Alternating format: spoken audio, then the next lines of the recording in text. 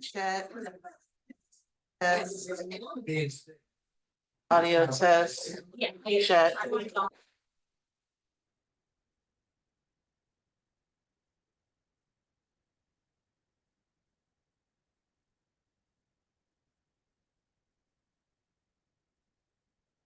Yeah, are you hearing us?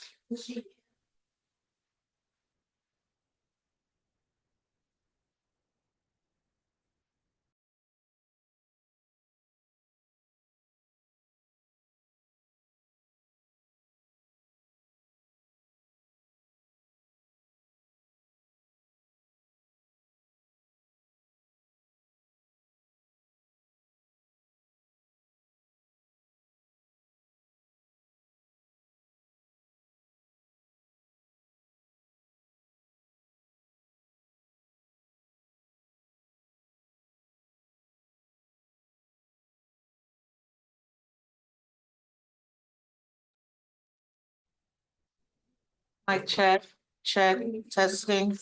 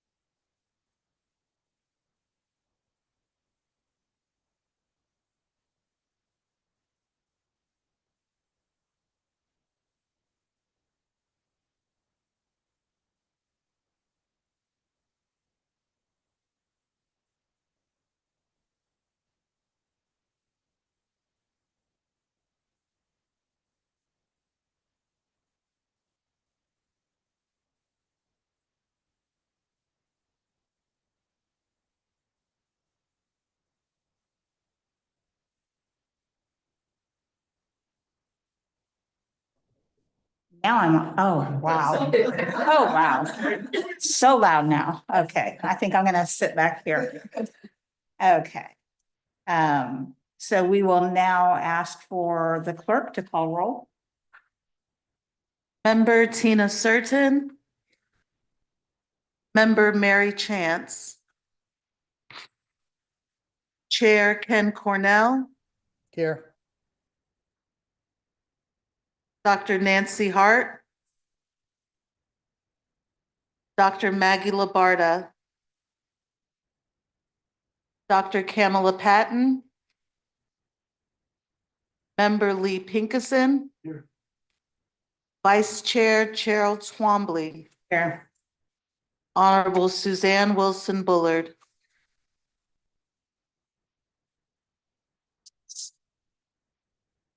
Madam Director, do you want me to go ahead and read this in case we get a quorum and then we can add?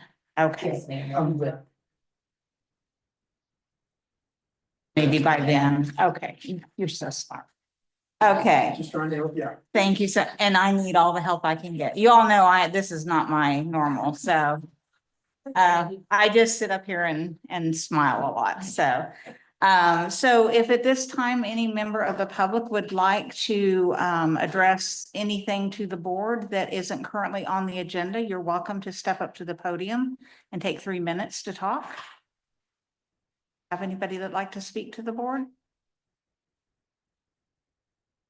Please just state your name when you come to the podium.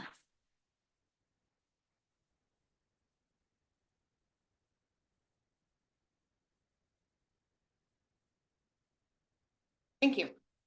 My name is Jamie Bass, and I'm the camp manager with the Alachua County Board of Commissioners for the last 2 summers. I've had the privilege of managing the Cuskawilla Nature and Retreat Center. Cuskawilla provides a day camp for ages 6 to 13 years old in Micanopy, Florida. We are an accredited camp with the American Camping Association, who provides activities such as archery, kayaking, arts and crafts, and swimming lessons, and more. I'm grateful for the partnership that we have had for the last 3 years with the Alachua County Children's Trust, where you've provided scholarship dollars for more than 100 campers from 3 to 7 weeks of camp. This includes providing transportation to and from our Micanopy location, Lincoln Middle School.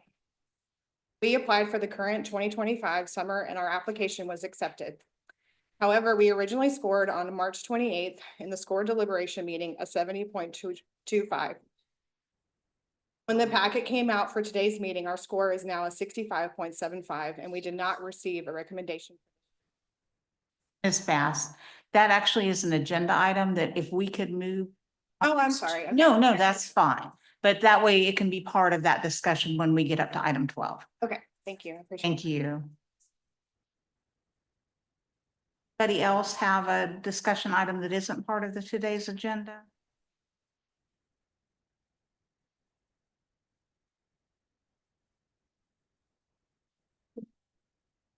Thank you. As we await the other board members, I could go ahead with my ED report because I have several thank yous that I would like to provide if you would like. That would be perfect. Thank you so much.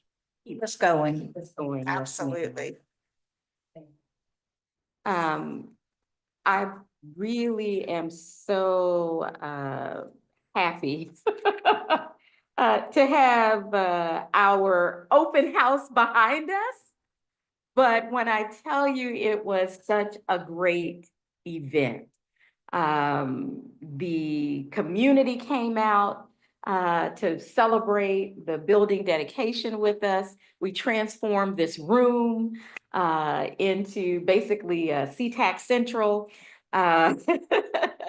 I'd say, and team, you all correct me, between 150 to 200 folks were on hand here to join us in our building dedication. And if you all will bear with me, I have quite a few thank yous that I would like to, I'd like to talk about. We had a program and some performances by the Star Center Theater, Gainesville Circus Center, UF Pals. We had a young woman from Teens Work, Alachua, who is on fire. We can't wait to see what life has in store for her. Our youth poet laureate winner up spoke. Actually, she presented an original poem for us. And then our faith community came out and led us in some prayers about children and about intentionality for the trust. We had several partners here providing activities for our youth, Traveling Arts Camp, DJ Elo, the Florida Museum, Crafty Gemini, Music Arts Program for Youth, Just Between Friends, Healthy Start, the United Way Reading Pals.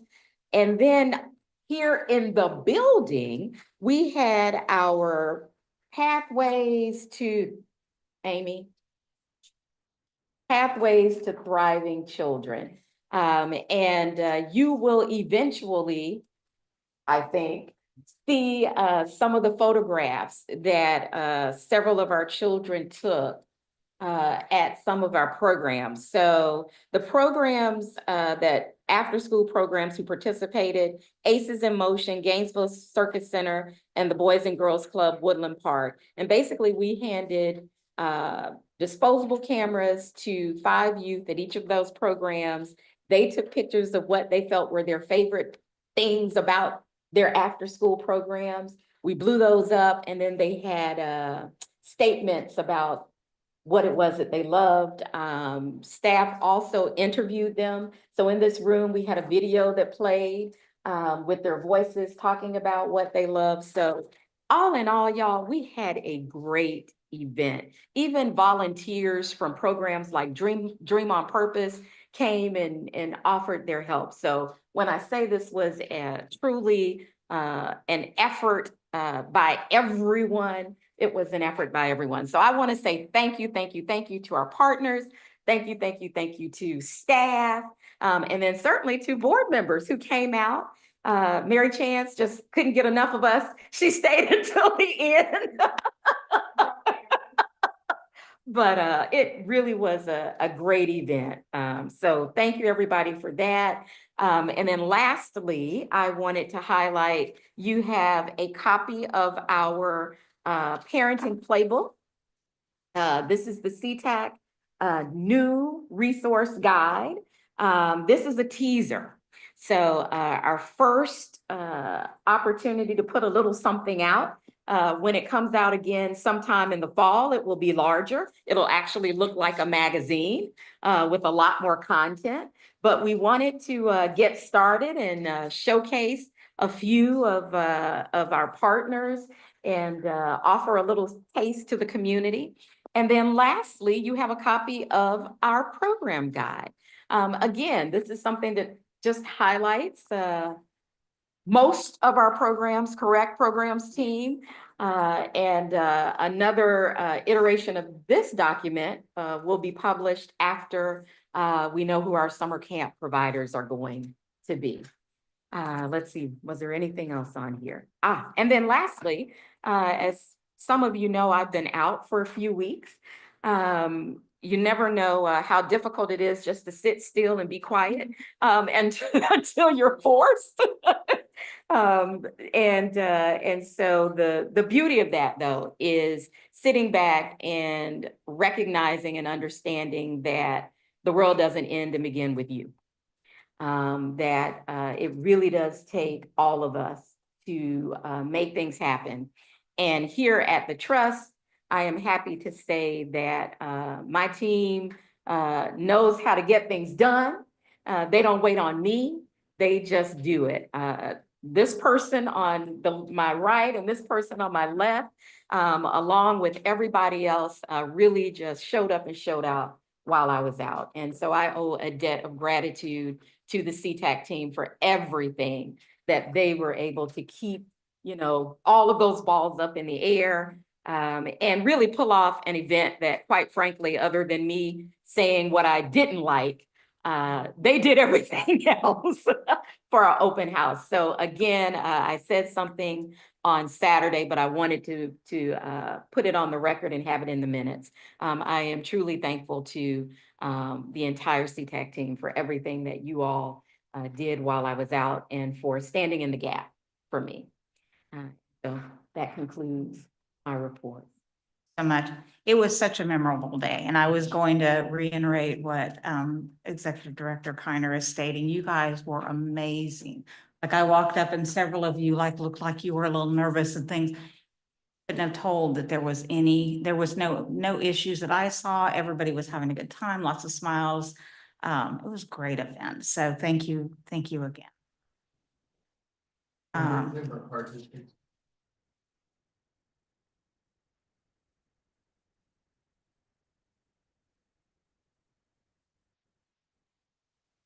You're muted, Member Hart. Hi, I've been here. You can record me as present. Okay, okay, all right. Now that, Member Chance is here, oh, and Dr. Patton, I see you walked in quietly. So we definitely have a quorum now. I want to read, our statement about allowing someone to participate virtually.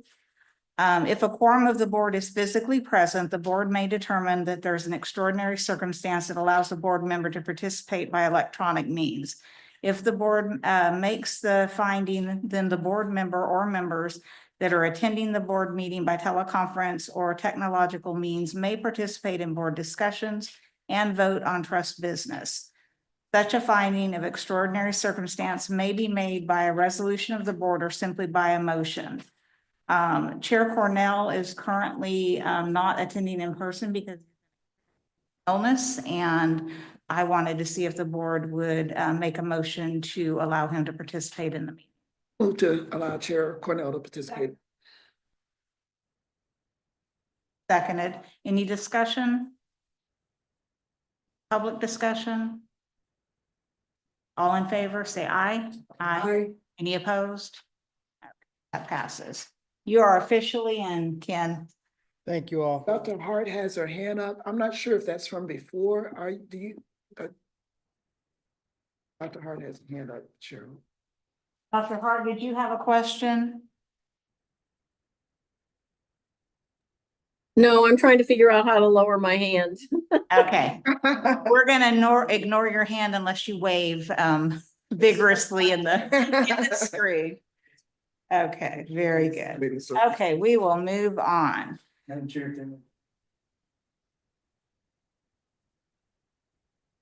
I have a second on that. Board comment on the agenda, any revision?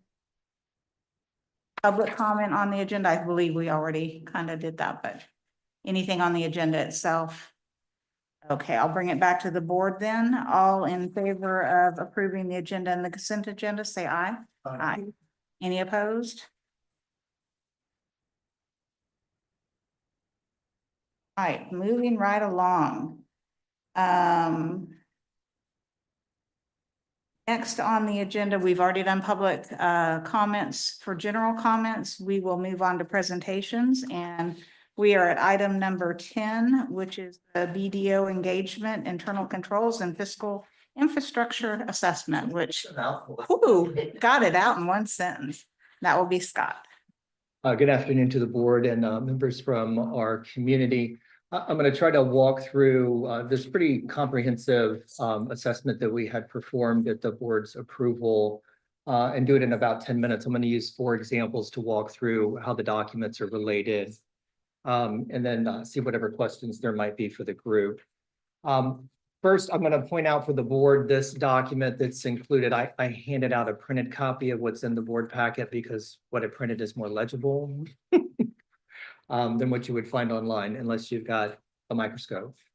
So this is a scatter plot essentially of the outcome of primarily the assessment that we had BDO do. And what one of the component parts that we requested was a gap analysis from the work that they did with us.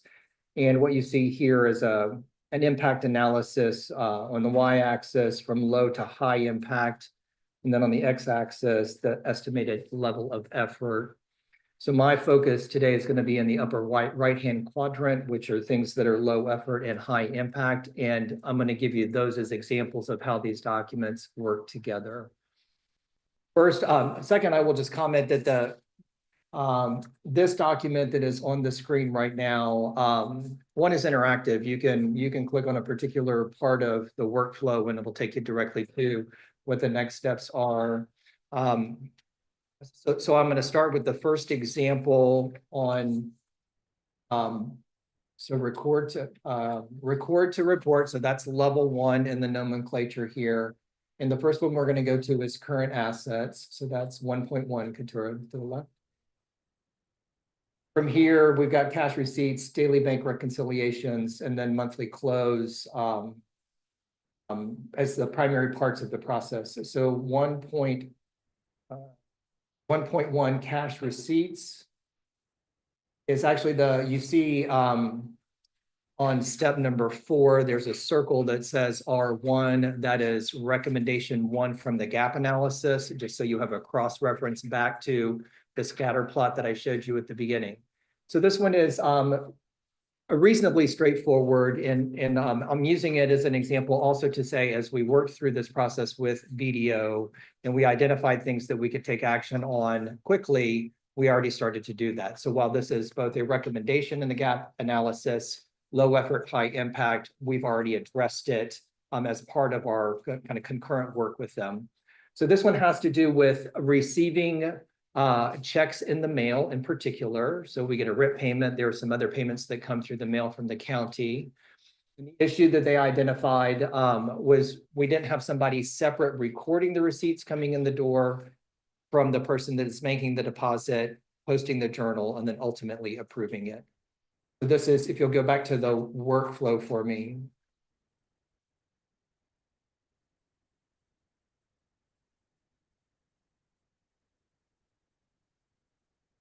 You can see here one of the changes that we've already made, step number 5, which is, I'm sorry. Yeah, I'm sorry, step 4 is the recommendation. So what I started doing about 5 months ago was actually getting the mail every day. In part, I was paying attention to invoices coming in the door and making sure that they were being paid timely. That also included checks. I would deliver those to our staff, including Tara, who is our fiscal assistant that takes care of deposits. This is the issue that BDO pointed out. We very quickly, once we identified that from them, we've temporarily assigned that duty. Most of you should have met Jocelyn, who's at our front desk. She's helping us through some processes, in particular managing this room, a number of other things. She's the one that gets the mail now. She keeps a record of all incoming deposits, checks, as well as invoices. She hands those off to Tara or to Nicole for processing. Once we run payables, like we did this past Friday, the final general ledger goes back to her, and she reconciles that back to her incoming log of all checks and invoices. So we're doing both the invoice side and the deposit side at the same time. Other than that, the process is well laid out. There were no other particular remarks from BDO in this one as an example. I'm going to just pause for a second and make sure this is making sense the way I'm describing it, the interplay between the two, before I go to the next step. Okay, so let's do back up one level for me. 1.4, so that's accounts payable and liabilities. And then, so this one includes, this one's a pretty hefty one, as you might guess, sponsorships, emergent needs, travel and expense reimbursements, payroll, provider reimbursements, local mileage and reimbursement, credit card reconciliation and payments, and accounts payable review and reconciliation. So not surprising, pretty robust. It's a lot of fiscal activities that get embedded here. The one that I'm focused on here is 1.5, provider reimbursements. And then you'll see there are a couple of recommendations here. R22 is the primary one. So for R, let me get just, I think that's the one I was, so I'm looking for 19 R4. So scroll back up for me. I'm sorry, I was still in current access. So this is our monthly bank reconciliation. What BDO points out here is that New World, which is our financial system, the setup permits entries to be edited after a month end close. That is correct as of right now. And the reason for that is, as we have been reconciling fiscal year 24 for our audit year end, there are journal entries that date back to the close of fiscal year 23. So this is the reconciling document we got from Purvis Gray, our audit firm. So on the one hand, they gave us a set of correcting journals that they made to the financial statements. needed to post those to New World so that when we start 24, we're at the right balance based on audit. So that's already been moved forward. And the plan is once we finish closing 24, which is today at 5 o'clock. The intention is that as each month end close actually happens, the oldest date you can post in New World would be the month that just ended. So let's say for once we close March, so that's the close period we're in now. So sometime mid-April, we would actually move the general ledger date forward to April 1 as the oldest date you could actually post in the general ledger. So part of this was not, as I would say, is not a surprise. We anticipated it. And again, there's a lot of work that we've been doing on fiscal year 24, making corrections in journal entries to get our system working the way that it's intended to work. This has been discovery, things that maybe we didn't know New World can do that it actually does, like reconciling bank accounts in an automated way, those types of things. Pause there and see if there are any questions. Members, sir. Thank you. So the New World system, did the county change the system or did they just upgrade New World and we're just kind of going for, because there was this discussion at one point that they were moving to. Yeah, they had an intention to move to upgrade to a new platform, and the latest and greatest, I would say, for New World. They have deferred on that.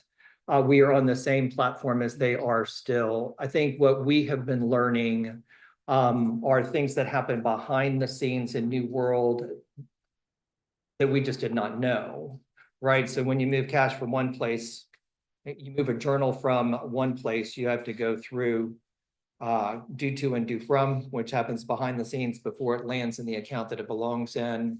There were also, I think the way we structured a few accounts was not correct.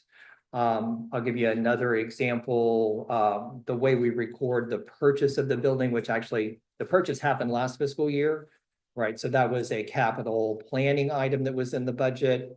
We also booked it as an asset there, which was the wrong way to do it. It belongs in a 950 account, which is a true capital asset account. That has been changed. It's also where depreciation belongs. You'll see those as balance sheet, income statement, because they're the appropriate way to report them. So those are all reasons why we have been, we've had the date set back far enough that we can make those correcting journals in 24 will come out the way that we intend it to, as opposed to the auditing firm doing a bunch of reconciliating items for us. Thank you. I'm paying attention to time because I'm coming up on 10 minutes. Do you want me to do another one or two as examples? R19. Let's do R19. Yeah, it's a good one. So this one, roll to the right for me, right to the left. I always do that backwards. This is an account payable liabilities. This is in provider reimbursement in particular. So this one reads that there's inconsistency in the documentation that budget specialists require their providers to submit for reimbursements, such as timesheets. And what they recommend here is an annual review of our provider guidelines. I think this is a confluence of events because one of the things we did before the new budget cycle was we went from the provider handbook to fiscal guidelines. And so there was some cross training to make from moving from a platform that my team was familiar with to a new set of guidelines that we were asking the community to follow to be more consistent. That's the primary issue on that one. That's sufficient, member Chance? Okay. Sure. Did anything change? Nothing changed.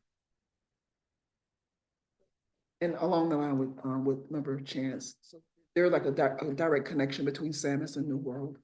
No, there is not. Yeah, one of the other comments they make, which is R20, has to do with what they consider redundancy, because we do get electronic files through SAMUS from the providers for reimbursement. But what our team does today is they print those documents as their working documents, and they use that to reconcile their accounts. BDO sees that as unnecessary.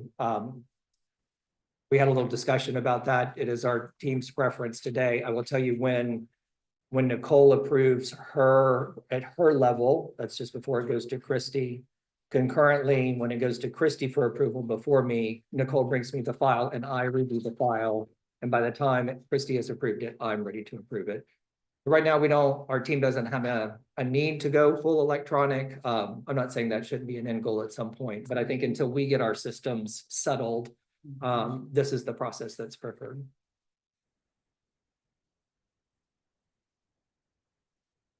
That nature, has that been resolved? Like the reason why we brought BDO on, gotten to a point where this engagement is kind of got us current?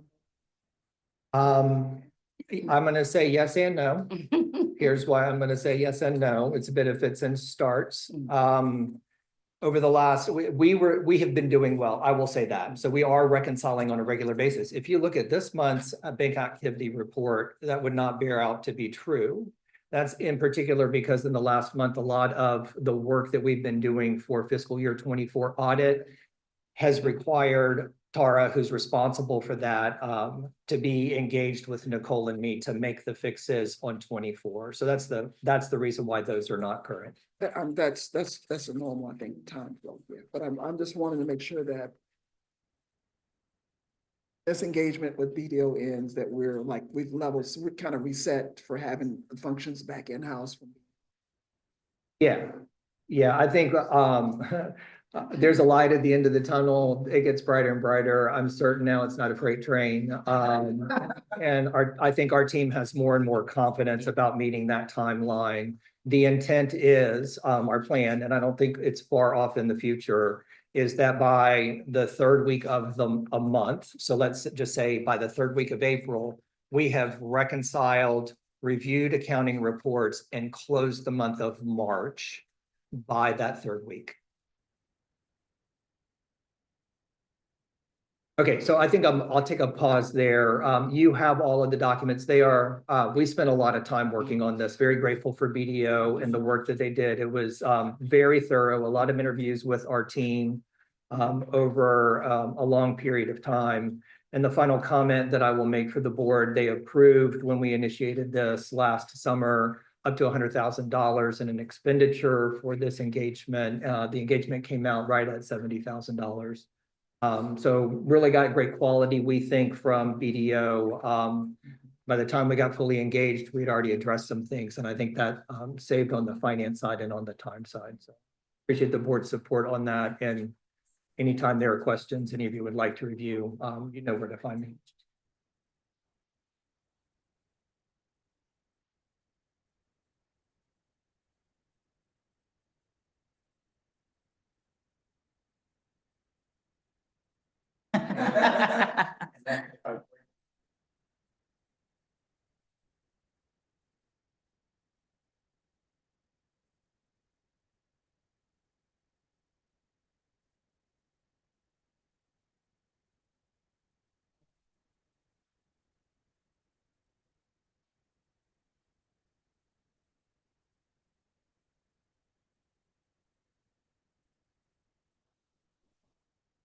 Oh, he's. Can you Chair hear me? Cornell, you can go ahead. Can you hear me? Yes. Yeah, so I was able to hear Scott. I wasn't able to hear the comments after Scott. I was just gonna say that the Finance Committee met for an hour. We went through a lot of these items and appreciate all the work from Scott and his team.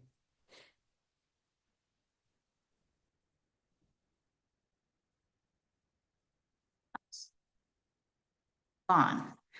Okay. Sorry. Scott, I just want to say thank you for easy to read reports. I'm doing so much about reports and budgets lately. I'm like, oh, it's not our budget, but it was very simple to follow, just clean, and it's harder to do that than people realize. Right, absolutely. I can't take credit for that. That was BDO. I too am a fan for the scatter plot. It focuses the eye, and I appreciate that feedback. I do work hard to make them for the right audience. Yeah, straightforward. Yeah. There was a lot of work that went into this report. You can definitely tell that. So we appreciate you. Okay, we will now move on to old business, and we are up to item 11, which is our comprehensive literacy needs assessment report and recommendation overview. How's this one?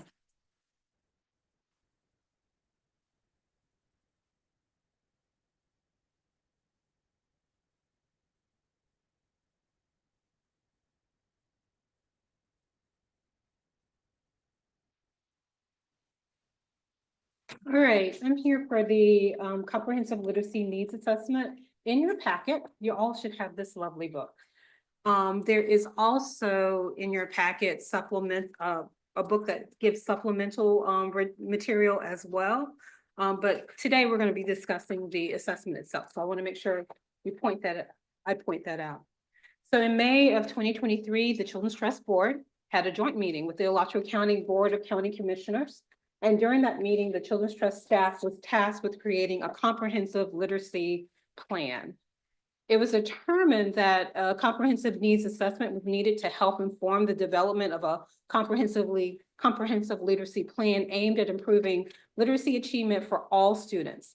So in October 2023, and it's been a little bit, if you can tell, 2023, discussions were held with the UF Alachua Center for Learning about project coordination and developing the assessment. So we are now here. So this is your assessment as of right now. It is done. So I wanted to take a moment to at least thank our committee people.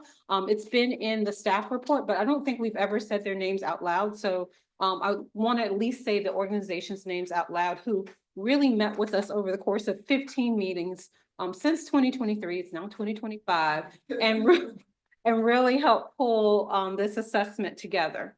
So that's the Alachua County School District, Alachua County Public Library, our UF Anita Zucker Center, our UF Alachua Center team. It's more than just two of them.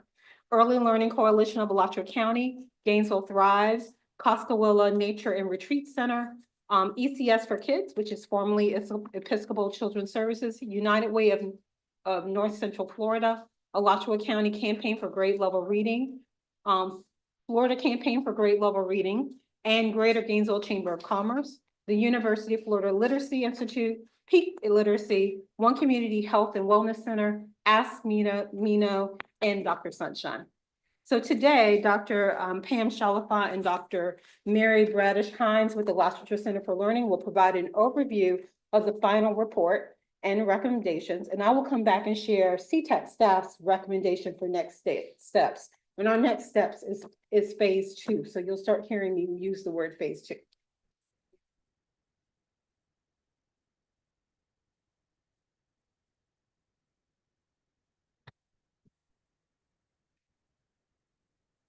Good afternoon, board members and community members.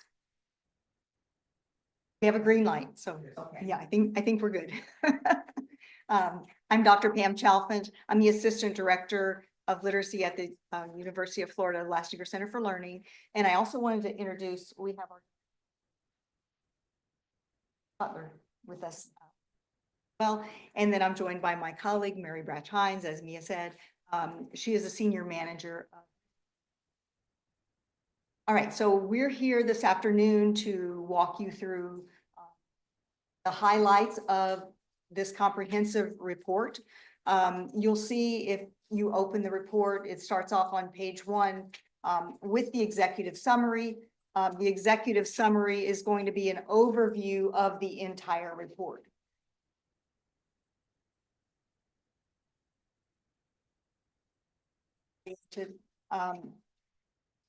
Then you'll see on page 3, we have the 4 goals listed there. And our first goal was to solicit ideas for what the community has already done, what it's doing now or can do to help children, youth, and adults reach their full potential, their full literacy potential. The second goal was to describe Alachua County's existing needs and possible improvements to meet those needs. Third, we wanted to create specific recommendations that, if acted upon, could provide literacy proficiency from birth through adulthood. And then fourth, to provide a comprehensive list of organizations who are providing literacy-related program services and resources. And you'll see in the appendix of this report at the end, a comprehensive list of all of those organizations who are supporting.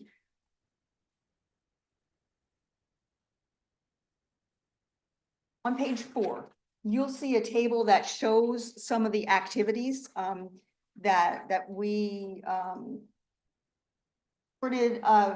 So there were interviews, there were focus groups, lots of surveys and community events, and then also classroom visits. Far exceeded our goals on these. The community's response was really tremendous.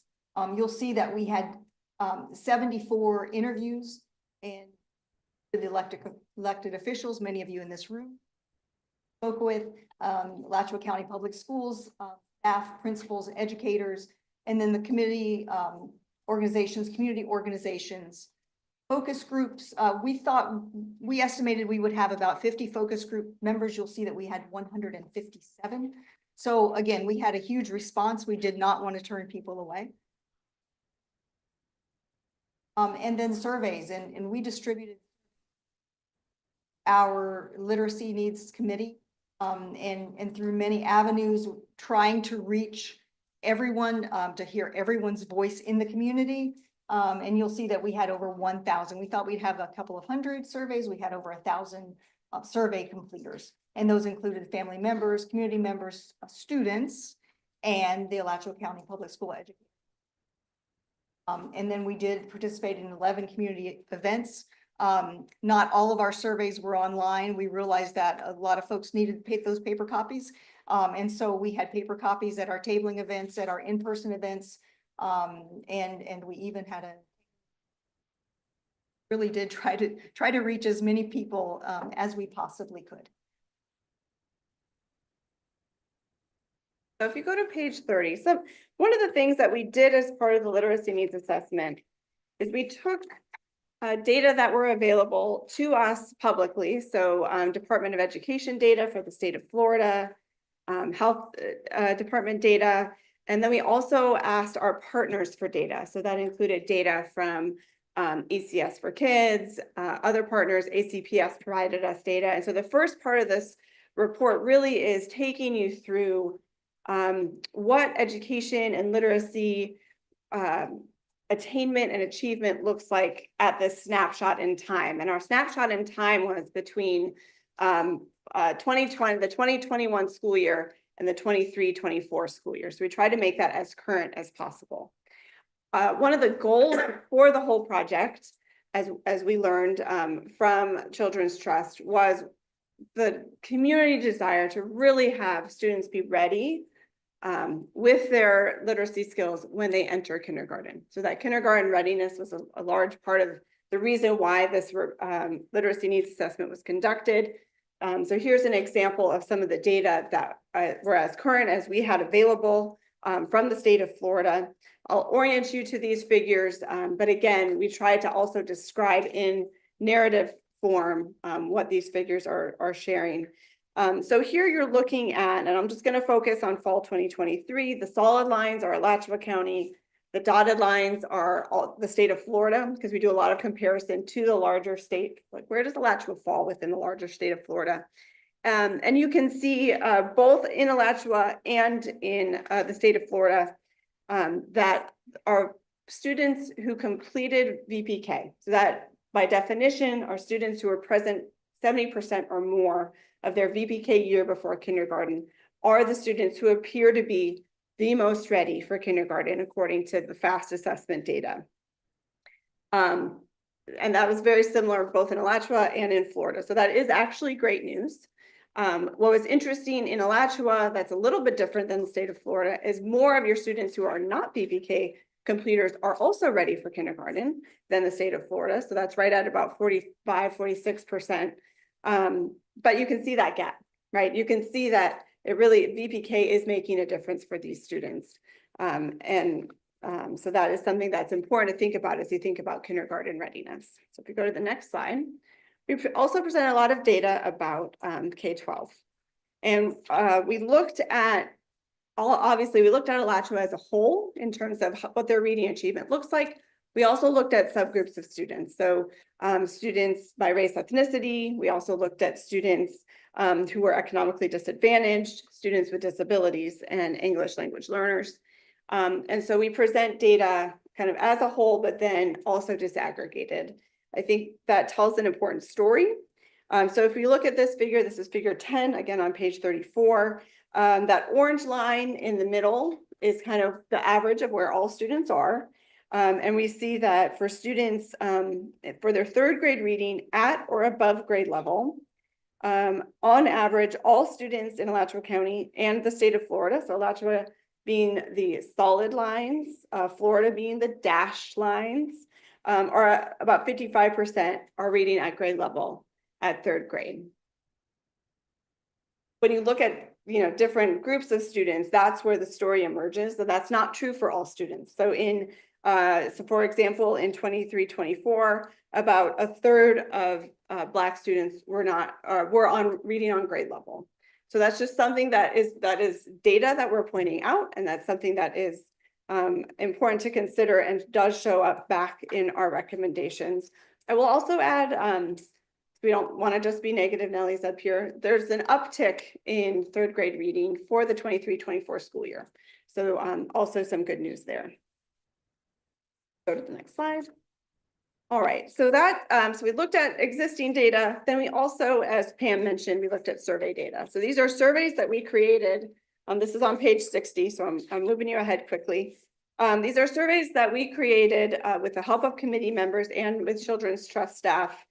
And we really were trying to get a feel for the community's sense of confidence in how students are doing with their literacy learning. That really was what the surveys were designed to ask about. So in this particular example, we asked people who responded on surveys whether or not they agreed or strongly agreed that children and youth in Alachua County have the necessary literacy skills to do a variety of things, have kindergarten readiness, be ready by the end of third grade, end of eighth grade, and moving on to succeeding in daily life. We looked at this information by the different groups of people who responded. So we looked at all respondents, which is the blue bar on the left. We looked at people who said that they have a child or children who are attending school in Alachua County. That's the green line, the green bars. The darker blue bars are community members who did not indicate that they have children in the county attending school. And then the bluish green bar on the far right are educators who responded to the survey from a CPS. And I think a couple things to point out.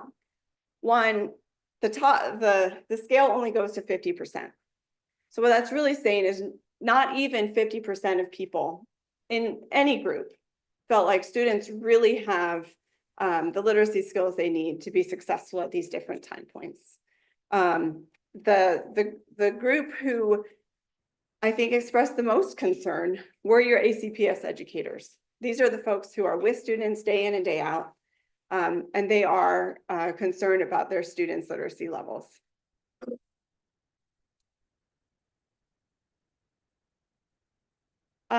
We asked different groups of people different questions. So we asked a number of questions to educators and district staff. And one of the things we asked them about is how much they agree or strongly agree that their school's literacy programs are really helping students learn how to read and write. And you can see from this, learn how to read is the blue, learn how to write is the green. The middle bars are their phonics programs that they're using. They are having confidence. Almost 80% of them express confidence that that program is helping their children learn how to read. But no matter the program, no matter the curricula or intervention program, that's not true for helping students learn how to write. I think there's a lot of concern we heard both from educators and from community members in focus groups that writing is something that everybody seems to want more assistance in helping students be able to do. Okay, this is on page 81, I believe. So everything I just talked about is the that's true. I can't read. I think it I just can't see the page number up there. Everything I just talked about is is, okay, thank you, is quantitative data. So those are just kind of those closed-ended questions that we ask people to answer on surveys. We also asked a lot of open-ended questions. People were very eager to write in responses to our open-ended question. I think over 90% of people actually wrote out something of the people who responded to surveys. All of our focus group data, our interview data, we analyzed all of the data.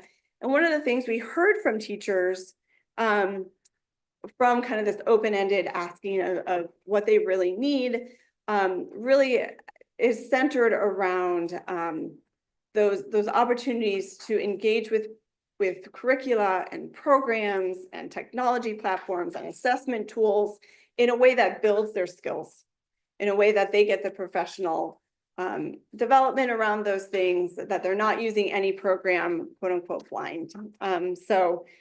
Helping teachers be able to do that was something that they expressed. And then if you go to the next slide, we also, this is on page 88, as Pam mentioned, we interviewed a number of staff from organizations across the county, and what are some of the things that they needed. Not surprisingly, these are organizations who are doing great work out there and want to do more.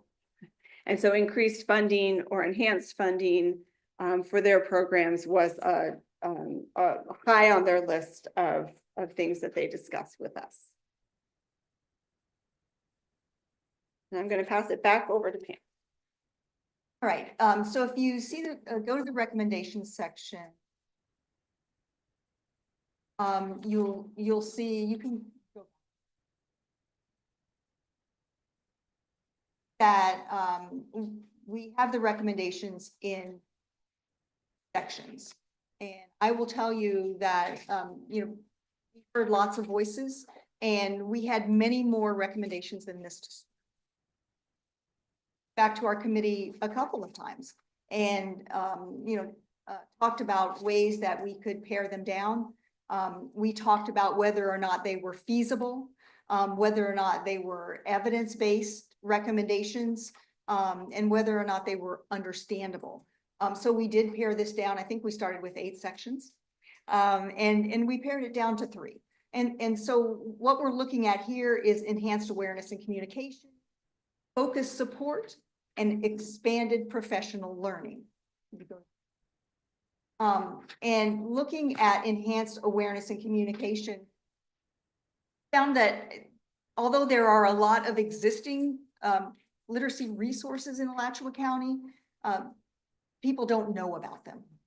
And if they do know about them, they find it difficult to find the information they need. They find it difficult to access these resources. And so in enhancing awareness and communication, what we suggest is that there be, that existing resources be coordinated to build awareness within organizations and within the community. So first bullet is to name a central organization to serve as that linking mechanism between organizations and second bullet, to allocate funding for staff members to create and maintain that a centralized website. And then the last section is using public dollars wisely. And this is just a broad overview. There are a lot more details in this section.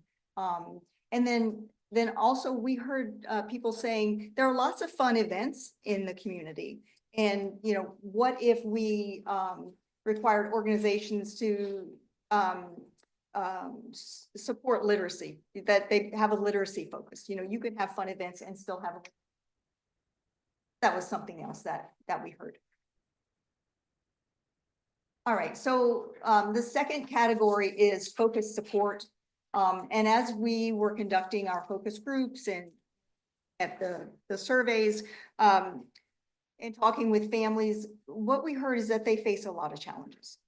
And some of these challenges have to do with economics, healthcare, and things that were outside of the scope of what we were doing, of what we were reporting on.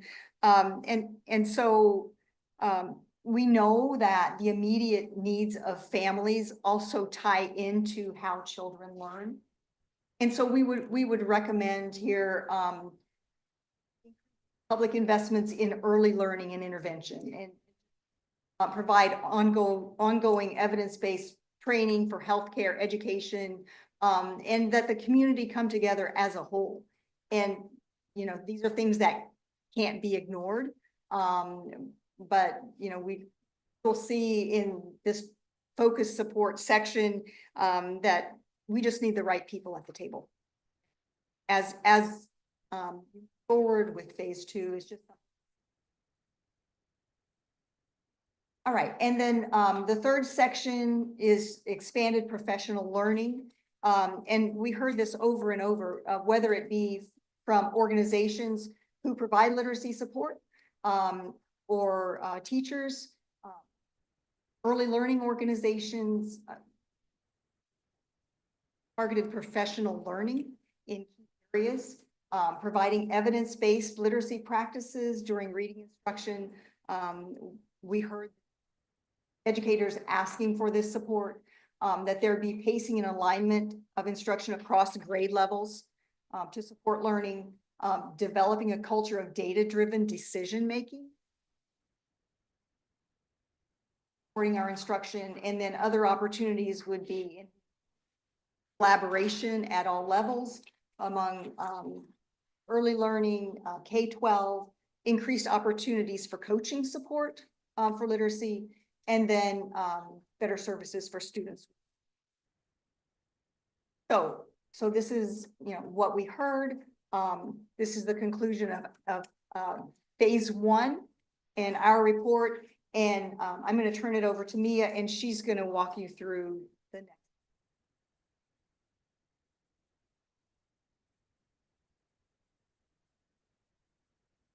Steps, as you can see, they've outlined 4 of those next steps. One being developing a comprehensive plan, secure funding, supporting high fidelity implementation, of course, evaluating. Amy, can you? So what I did is I put them in buckets. So, let me make sure I'm talking through this. Phase 2 is where we're at. That's developing the comprehensive plan. And then the other ones, I loop them all together. So you have your phase 3 of securing funding, if that is what's needed, securing supports, and of course, implementation, and then of course, evaluating to determine if any of the stuff that we came up with will actually work. So the requested action is to approve the staff to contract with a consultant to assist in the convening of literacy partners and development of Alachua reads. The last year's team used a lot of words. They talked about centralized, coordinating, collaboration. And one of the things that we thought about is by developing a hub called Alachua Reads, that is one way of being able for our whole county to centralize, coordinate, and collaborate together. This is a community plan for all. It will require all Alachua County literacy community partners to develop, implement, and evaluate its success. And it's important that the next steps include the leadership from public library, our county government, and our city government, our learning institutes from early learning all the way up to grade 12, which includes public, private, and homeschool. So not just private. Our kids are all over this community and they get school from a variety of different ways. They're interfacing with each other. So we need all at the table when we talk about what our learning institutions look like. That also includes the Education Foundation, which supports the professional development of our local educators, our community partners like the Chamber, our United Way, our Community Foundation, and our housing. The housing units in Alachua County, they do some phenomenal work working with parents, working with families, and they use a lot of resources. That is our requested action and for our immediate next steps for developing our comprehensive plan. So I'll pause here to see if you have any questions.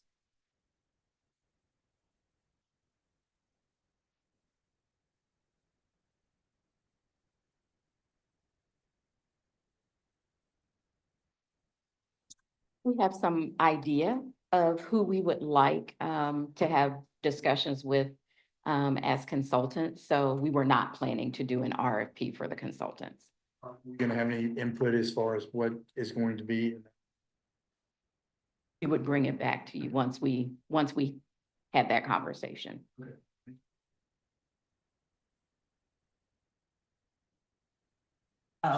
Chair Cornell, go ahead. Okay, thank you, Madam Chair. Thank you so much for the report. It's comprehensive. It's in line with what I think we knew. What obviously stands out to me are the two things about expanded professional learning. And then obviously really focusing our support. I'm in favor of the recommendation. I'm in favor of, obviously public funding for early intervention, really focused on our African-American kids. Clearly, they are the ones that we need to focus all of our efforts. Every African-American child that is being taught reading needs to be being taught by the very best in our community, whoever that is, whether that's at the library, whether that's at the school board, whether that's the Education Foundation, United Way. That's where, in my opinion, our focus should be. I think when the trust meets with the county commission, we should ask them for money. I think we should ask the school board for money. I think we should ask everyone for money. And we should get really focused on getting phase 2 Alachua Reads implemented and then funded in phase 3.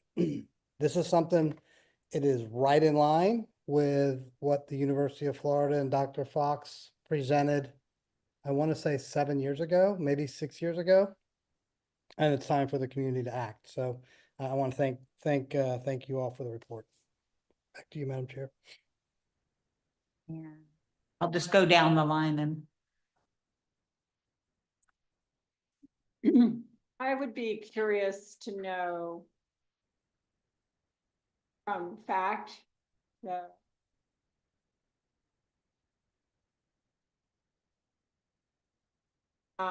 when you talk about Alachua Reads, I mean, I know Fax Reads is going on.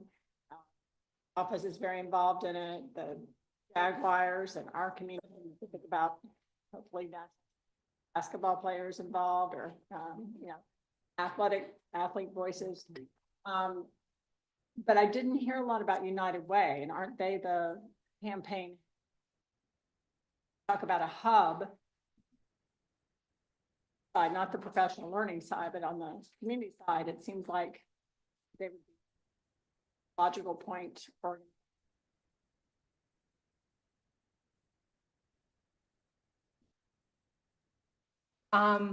So our campaign for grade level reading, I've been a part of it for a very long time. One of the things that as a part of the advisory, we would love to be able to have more support from the community to be able to build out those parts. A lot of the research that went into this, or initial research that went into this came from our local campaign when they did the Lectio Institute. And then of course we did the technical assistance about 2 years ago. So that was information that did go into this report. It would make sense that they would be the logical hub, but at the same time, we know that from those conversations that they need more support. It needs to be bigger than just that. And when we look at what other communities are doing, they work alongside the campaign for grade level reading. It's not just the hub itself. There's several parts and there's several partners. And that's what we would love to be able to build out for our campaign for grade level reading.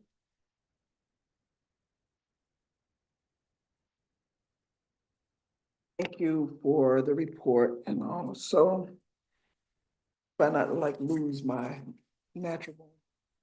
But anyway, thank you for the report. I don't think we got anything, we learned anything any different from what we've known, what I've known, because back in 2016, 2017, this little bandit of citizens kind of disaggregated a whole bunch of data, compiled and disaggregated, and prior to the Beaver report coming out that showed the disparities from top to bottom in education as well as other things. So I think the issue's been studied enough. I almost want to pump brakes when we say bring on another consultant, because as I've said to my colleagues here on the board, I don't think we've engaged enough with the school district. Lee, you know, you and I've had kind of a little, the ping pong, right? When we wanted to really hold our out of school time providers to this high standard of improving academic outcomes, when we got an organization that is charged with educating students, and they ain't doing a good job. I'm just gonna tell you, I'm sit on that board, and we have not. We've done some good things for kids and on the spectrum, but Member Cornell, our chair, just said, our Black students, they're not, and they haven't. That is why I ran for office. I'm really trying to affect change because we have a group of students, a cohort of students that we're not doing very well with.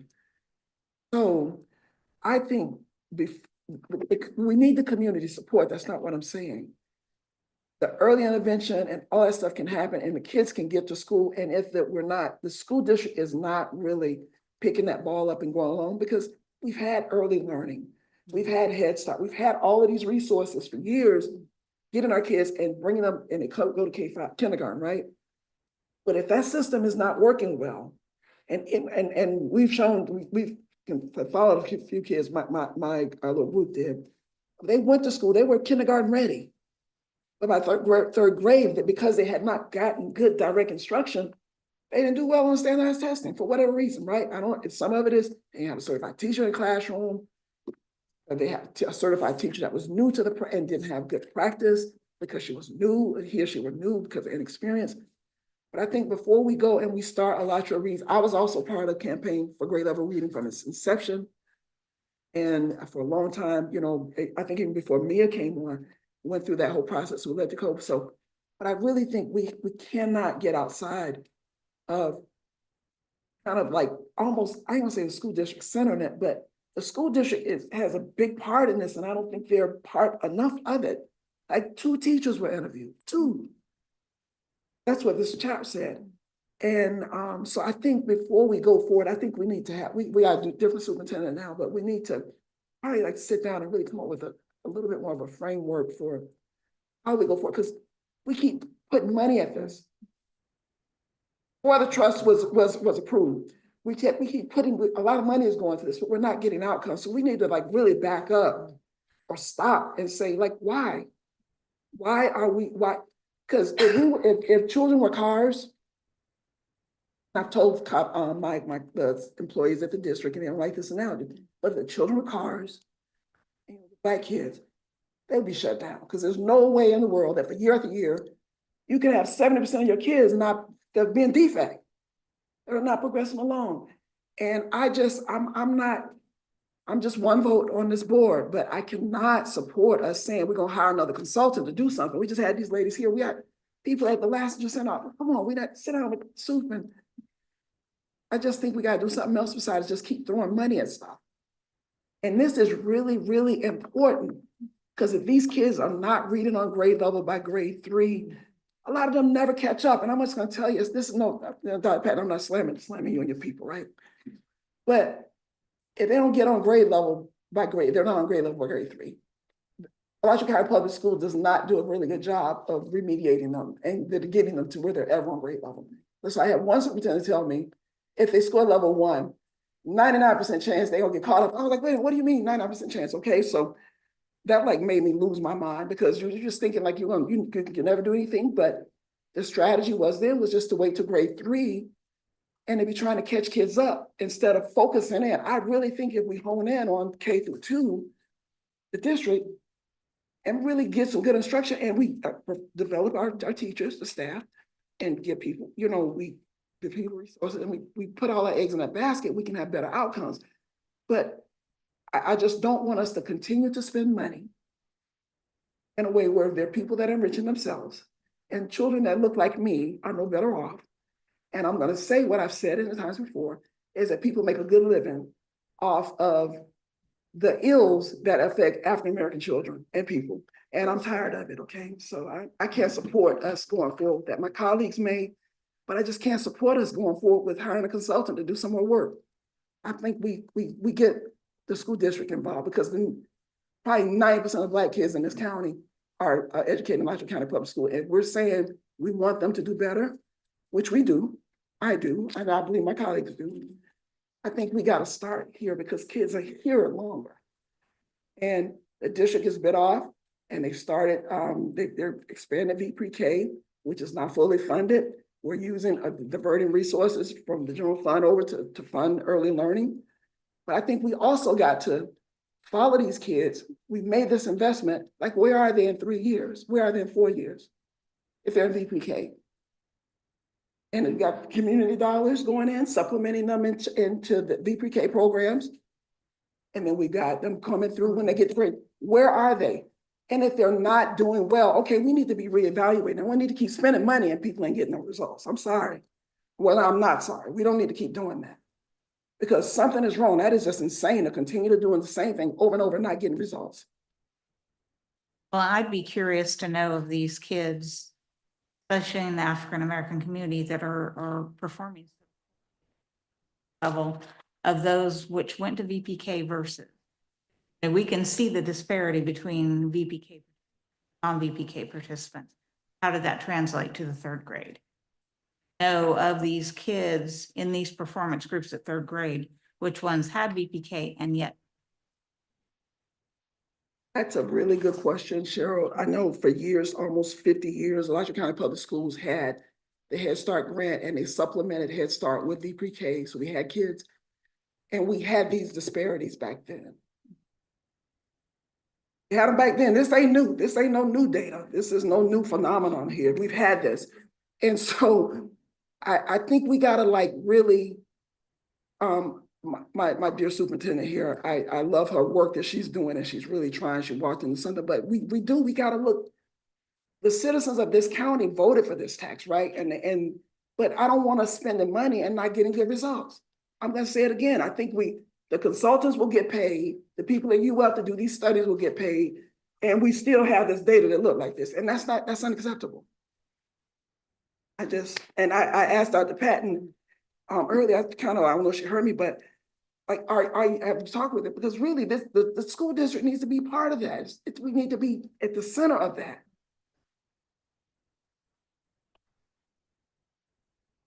I'll let Commissioner Cornell. Okay. Okay, go ahead, Dr. Patton. So thank you. So a little bit like Tina expressed, I was a little surprised when I saw the numbers. So we have 2 teachers out of 1,800. So that's 1% less than, it's 0.001. That's 1/100% of the teachers. When we looked at the principals, that's 3 of 41. So that's 7%. When you look at the district staff, that's 9 of 405. That's 2%. So I was talking to Marcia about that. I said, I get a little concerned that we make huge statements off a very small group of people. Having said that, I also, as I talked with Marcia, said, that's part of the district's fault. This was handed over to the district in September, October. Right, sorry. Because the data part was, I think, ahead of that. So bad also, I'm not a person that allows the school system off the hook either, because it was a bad mesh there that it's only when I arrived, I'm asking, what are you talking about? Nobody seems to know. So long story short, when you survey people a week before the December break, that's what you get. If I was a teacher, I'm not going to answer a survey. I'm counting on that 2-week vacation starting in a couple of days. So I apologize on the school system's behalf, but regardless of that, still in a 4.5 months, I'd still say the trends that you read in here, the lack of professional development, the non-alignment, the idea of really where are our instructional models that was selected from years ago, everybody's here, we're here, you look at accreditation, everybody's on district accreditation where everybody has a collective ownership. We're just at high school. It's like a 20-year model. So I would still say the trends that you see, but so I apologize that you get low turnout, but I don't think it affected, is what I said to Marcia. I don't think it affected what I read, just in my read of, having been in this world of education.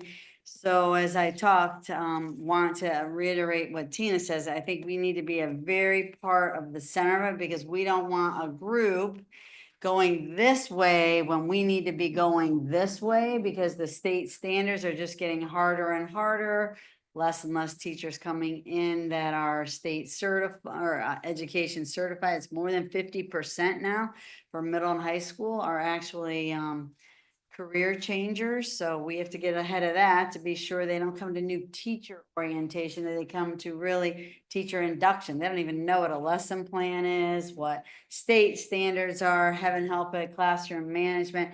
So we have to do some things like those things differently, in which we will definitely be jumping all over that. So keeping us in the middle is a big help. As I talked with Marcia, I said, but I'm also from places that I know the lift that can get provided when we utilize our resources together. So like, I don't want to see the Children's Trust crew spending money on computer programs that may or may not be research-based. We try and keep ours limited, but you should have access to those. Like, every one of your folks should know what those programs are that we use.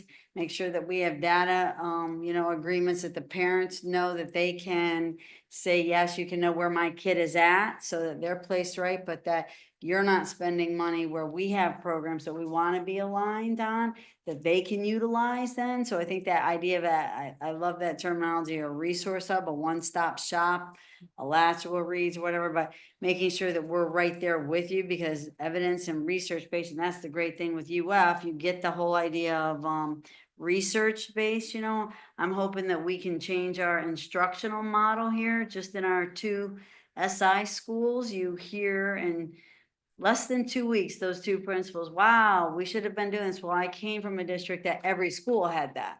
It's a huge difference, where part of those daily outputs are student engagement. Who goes home tired is what I say. Is it the kid or the teacher? Okay.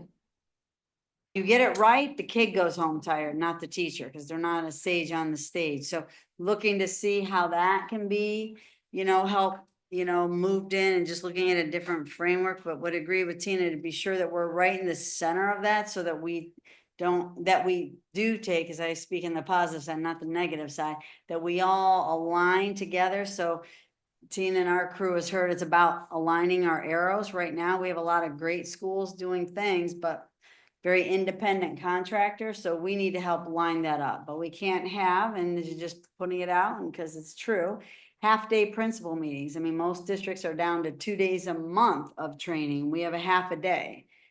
So how are we keeping these up? Same with the assistant principals. Add that to the teacher planning days. We can do a lot better job at wherever we land with everybody here, lining up that we utilize those days, and that becomes the directive, not a haphazard of where it is. So I have a lot of hope with it all. So just as we move forward, we want to surely be right in the center of it, so that we're all lining our arrows up, especially, as it just becomes harder and harder.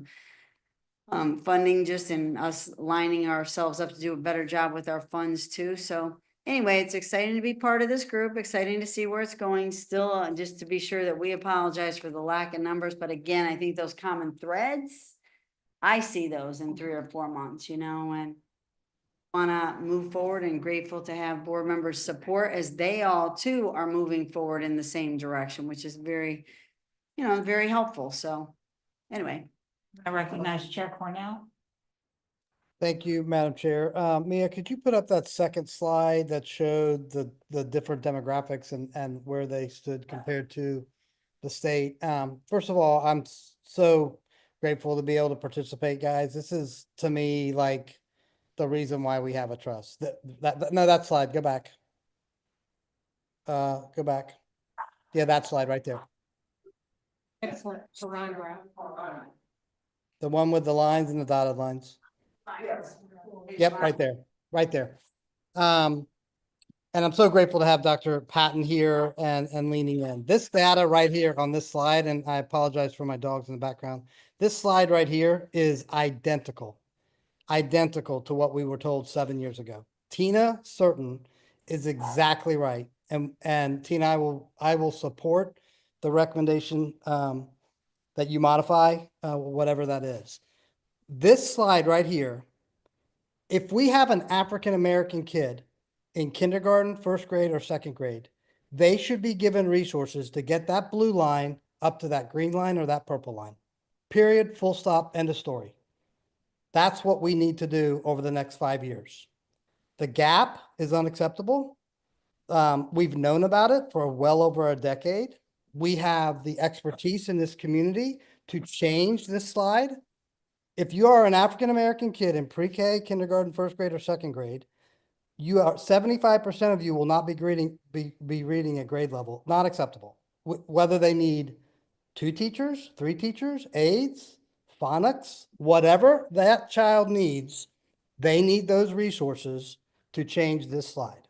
And I will support whatever this board, this community, the county commission, comes up with to change that in the next 3 to 5 years. And we can absolutely do it. And we don't need consultants. I mean, we need consultants, but we also know exactly what we need to do.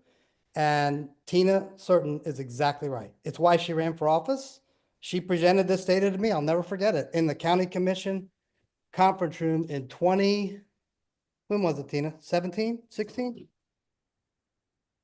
It was Tina and 2016. Yeah. So this is it, guys. I mean, we've got to, it's time for us to put the resources where the data is telling us to put the resources to change this slide. So I will support that. Back to you, Madam Chair. A response. Okay.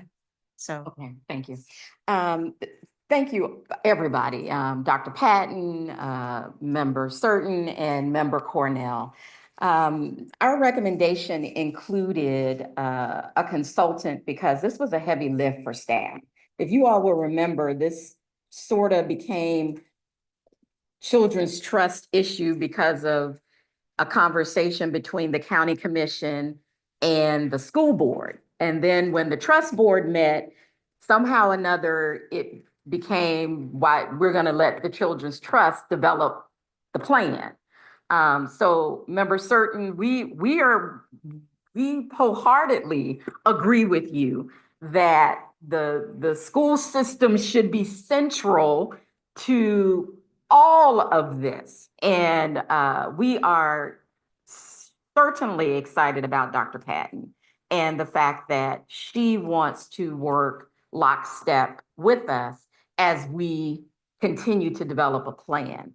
The consultant from our perspective is someone who is not currently a Children's Trust staff person who can help us bring the school district, the community partners that we've listed together as we collectively begin to determine what those next steps are going to be. That's kind of all in this moment of how we move this forward. Again, the heavy lift for a trust staff person who is working, and it's Mia. Everyone knows it's Mia. Was why we wanted to bring someone on who we could say this would be their dedicated time to pull everybody together so that we can now determine next steps. This was the needs assessment. It's not the development of a plan, right? That's what we were asked to do, was develop a plan. Yes, ma'am. I don't know if you remember back then, I said the same thing, that I don't think this is a trust issue. It really should be led by the district. And it was unfortunate that we didn't have that leadership to take that mantle up. But even before the trust, the community really needs to light a fire. What I'm afraid of is that the responsibility for educating students is not lying with the school district, which is where it should be. Right? And when that doesn't happen, that data right there is why I was so angry. And why I ran, that's what I'm saying. We were going around to the community. I talked with anybody who knew, because that's unacceptable. And I think we want to be really cautious in having an escape valve, because if that data stays the same, people are going to say they hired a consultant, the trust is doing it. And when the responsibility, the yoke should be on the school district. And our community should be really, whoever it is, that's sitting on the dais, as well as the superintendent. The superintendent is a person, that spot is the one that can really affect the change and push down the leadership down into the classrooms. I can't. When I ran, I thought I could, but that the community should be on the school district. Like, that's the reason the trust can't fund anything directly to the schools, because educating students is the school district's responsibility. And I'm not saying we don't support it, right? Because you got 2 of the 10, we got 20% of the membership. But I don't want us to give an escape route to the organization that really is responsible for it. And I think that's the path we're going down. If we don't center someone from the staff, and the school district has got to realize this is their responsibility along with the families. We cannot, I mean, there were some challenges of the family mentioned and all that. I'm not saying that, right? The family has responsibility, school has responsibility. But I'm gonna tell you, I've said to this before, I was a child that grew up in poverty. I did not have, I was a very secure, safe home, right? I tell people, children that live in poverty have a brain and they can learn. If people have the high expectations of them that they can learn. They just don't have money, a lot of them. And they may have some other challenges, but don't come to the kids thinking you got to feel sorry for them and all that stuff. Put a teacher that wants to teach in front of them and that can teach. The professional development, I think, is critical, but that's, again, that lies with the school district. Recognize. Okay, and I know we need to move on because we've got another big topic. But you know, I hear a lot with the school.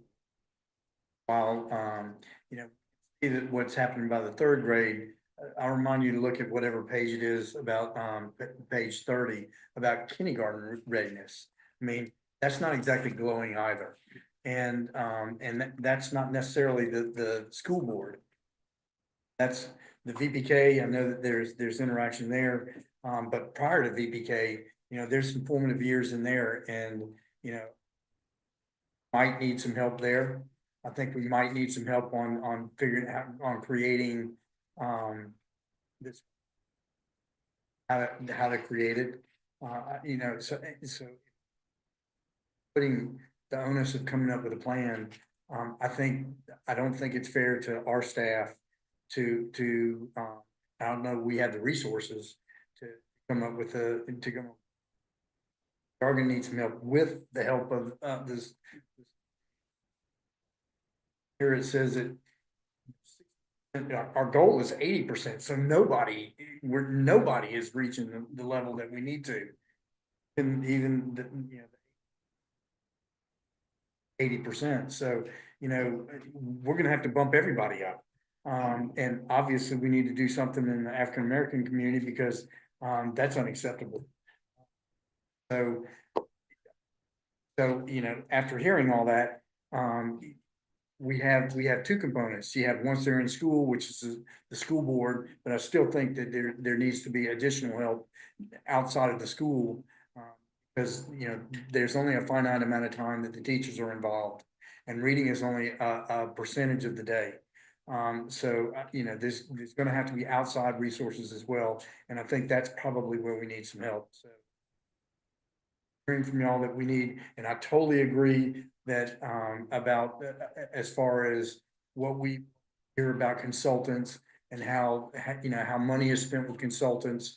But it would be, I think what would be appropriate was, you've heard the concerns, come back what your idea of a consultant is and what exactly they're gonna do. Dr. Hart? Yeah, I'm in a certain amount of agreement with Member Pinkison, because if we don't work very hard on the 0 to 5, we're not going to change this by beating on the school system. I don't disagree with Tina that the school system needs to be a major part of this, but there's so much of this that is outside of the school system's hands. Where do children live? Why don't they go to VPK? Is it because the VPK hours don't work for people who have 2 jobs? We really need to start earlier and get those kids in the best situation we can get them in order to have them enter the school system with the best chance of being able to read at grade level by 3rd. And so that's why I think we need a consultant, because this is something different than an educational plan. This is a social plan.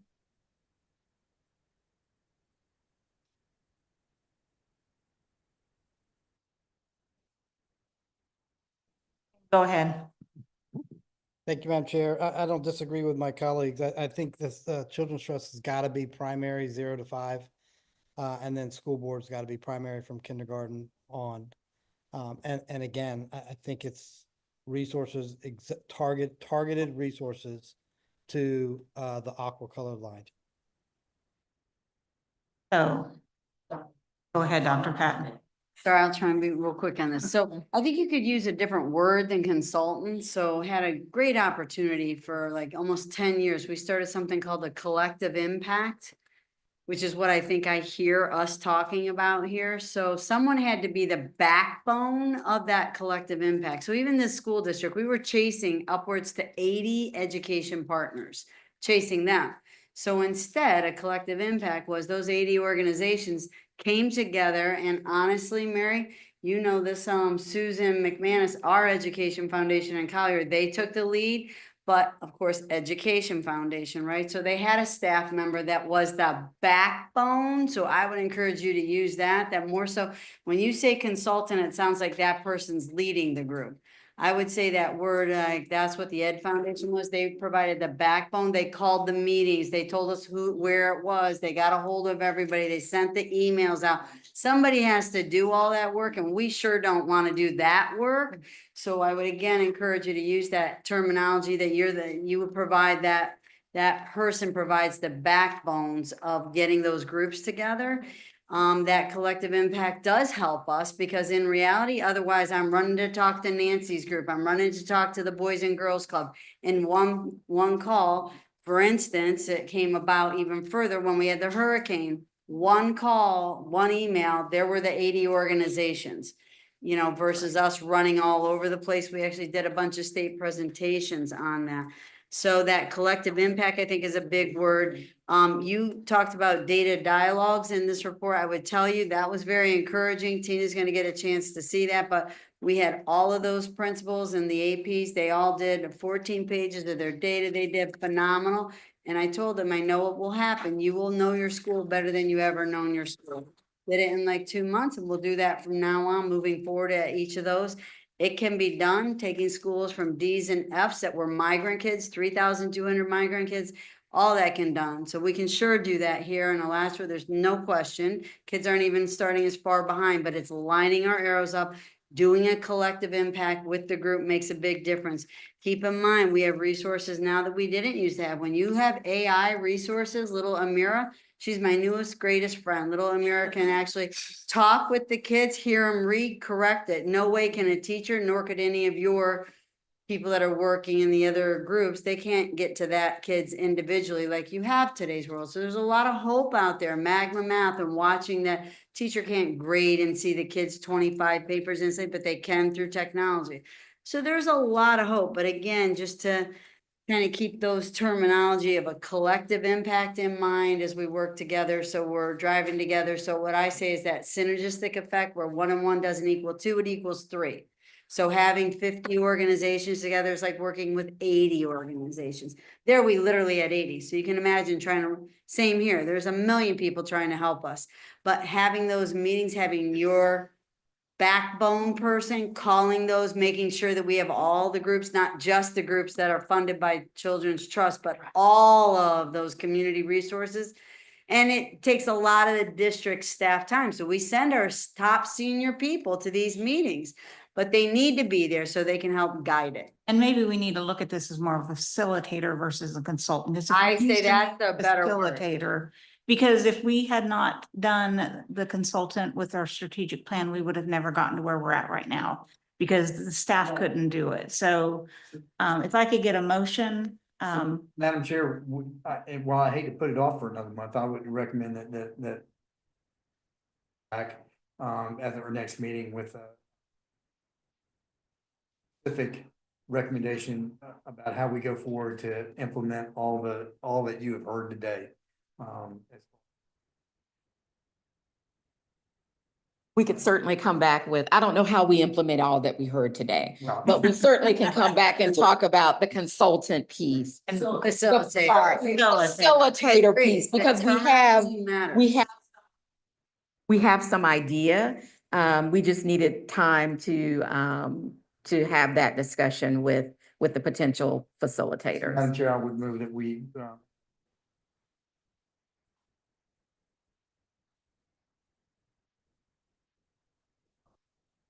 Thank you. Give me I something. guess we do public comment on that. Could somebody repeat that? I couldn't hear Lee's motion.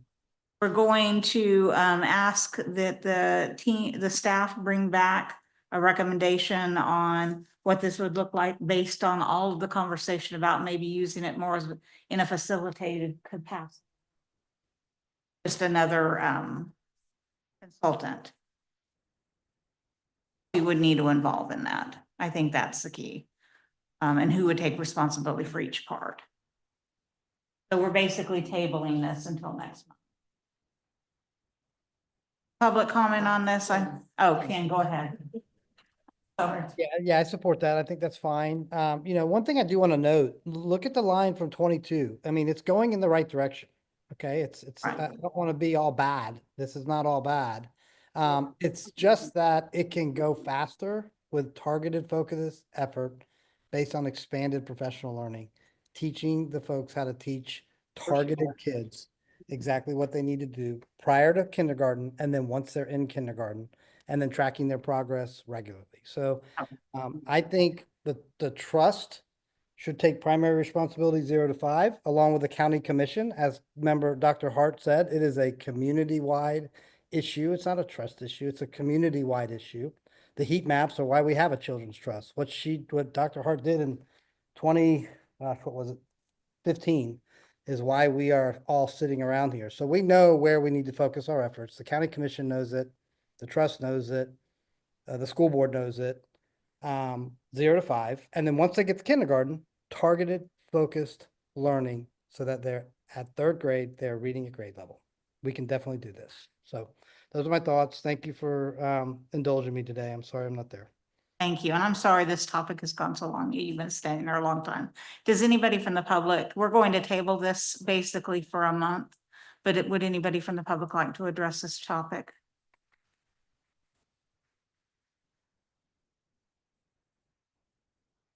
Hello, my name is Aldrika Everett, and I am the Executive Director of ACEs in Motion, an after-school program specifically for middle and high school students. If you all have not heard from me, you will start to hear from me more and more, because as an organization, we are also trying to cognizant of these statistics. And I would say even internally, we have 60 middle and high school students. ACEs in Motion was not intended to be an all-Black program, but 100% of the students in our program are Black.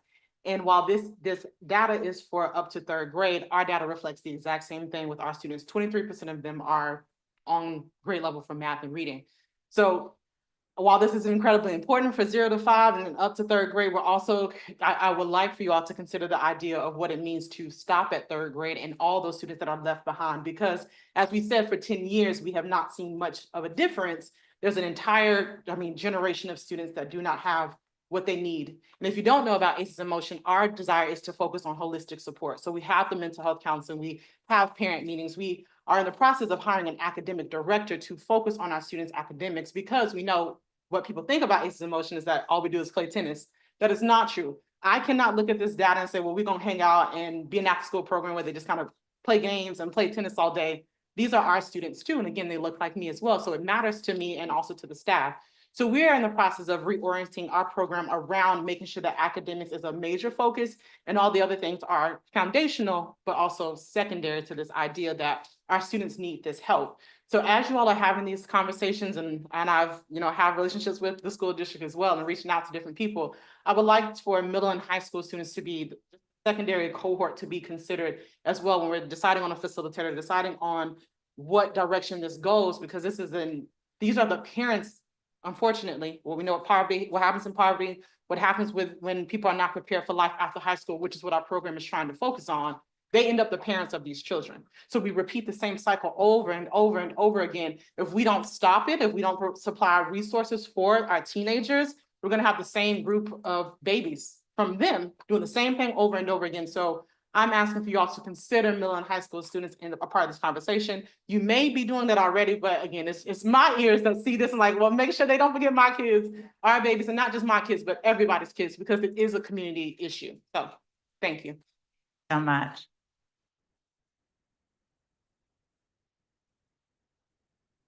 Yeah, thank y'all so much, Mia and everybody that put all this work in.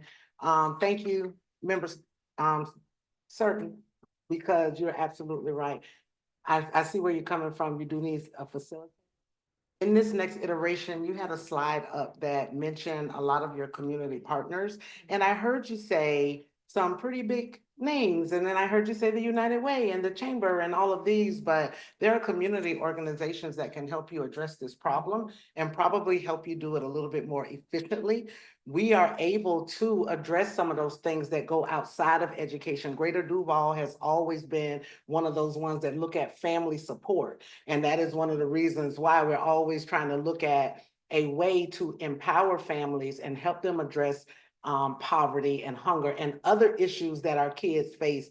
A lot of times our kids are not going home to rest. They're going home where there's a lot of chaos and there's not time. And so helping to train the community programs that work closely with it. I know we have a lot of great after-school programs. We have a lot of great, but we have some programs that have direct mentorship to the children and to the families that we can also empower and resource. So when we start thinking about, hey, we need to work with the chamber and the school and we need to do all of these things, then we got to remember places like Motivate You and all of those other places that can be really, really powerful in this work and bring us in. And as you educating the teachers, create these partnerships where they're having, they have practice and they have us as experts to come in to talk about the unique circumstances that our children have. When you talk about educating Black children and you don't have people like myself or Andrew or John at the table, we wonder what you're doing because the school system won't fix it or it already been fixed. So I like having them be a responsible party.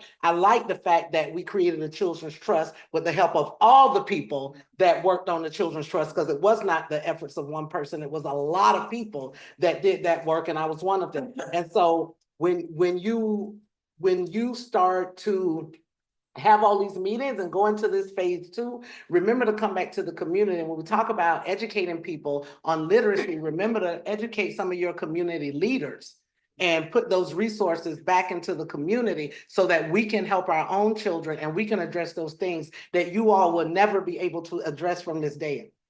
Thank you. Thank you. Yes. John Rollins, President and CEO of Motivate You, Interim Operations Director at the North. You ever walked up to a vending machine and you saw an out of order sign? What do? Money in it? If you put the money in it, what happens? You lose money. Okay. So I agree. There are resources that we have available who are willing, who are capable to go out and help make sure that I don't know if we're gonna ever bridge the gap. Okay, I don't know that. However, I do believe that we can start changing some of the trajectories for some of the people that if we don't do something, we know where they're. So yeah, if you don't fix the machine will stay out of order. Put money into a machine that's broken is not wise, and calling a car mechanic for a vending machine isn't the best. So we want to find the people who can do the work, who can fix the machine, give them an opportunity to do it. Thank you.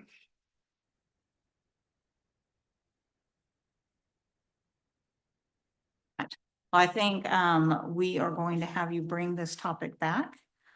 So that will be that's the motion on the floor, is that more discussion will happen and staff will bring back a solved idea about a facilitator. All in favor, say aye. Aye. Any opposed? Madam Chair, discussion takes place that we allocate, that it not be a jammed agenda. Absolutely. So This is going to be a topic unto itself. So if we can. Our next agendas are fair.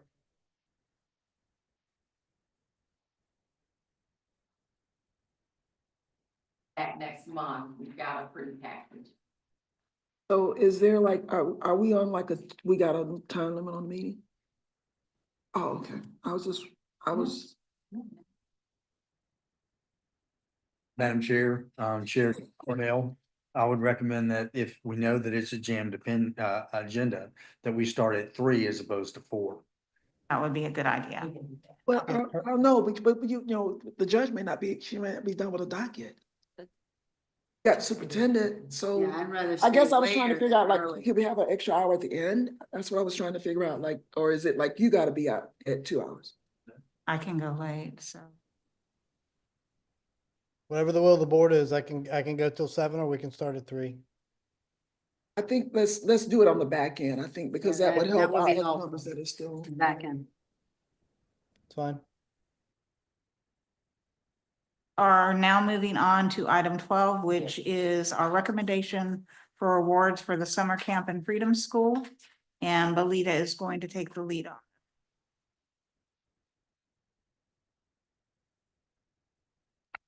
Y'all hear me? Okay, great. Okay, so good afternoon, Belita James, Director of Programs Operations. I'm here to present award announcement and staff recommendation for Summer Camp and Freedom School RFP for 2025. Beginning, I will do a brief recap of the RFP, review scoring and budget summary, and lastly, present next steps and recommendation.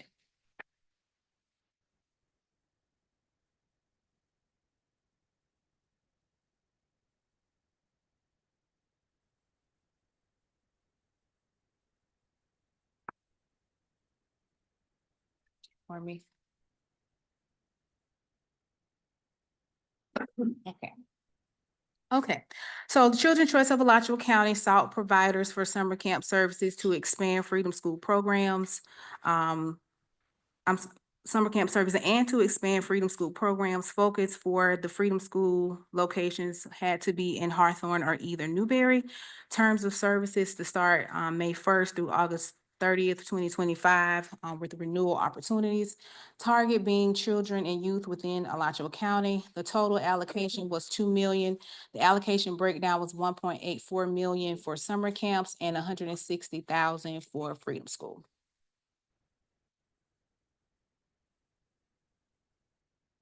CTAC funded summer camps are created to ensure children from low and middle income families living in Alachua County have access to camps that will have positive summer camp experiences. Camp expectations are in-person camp for grades K through 12, priority for low or middle income families. Programs must be innovative, safe, and enriching. Staff must be qualified, CPR certified, and meet background checks requirements. Meet minimum staff and youth ratio requirement of 1:20, and also obtain liability coverage.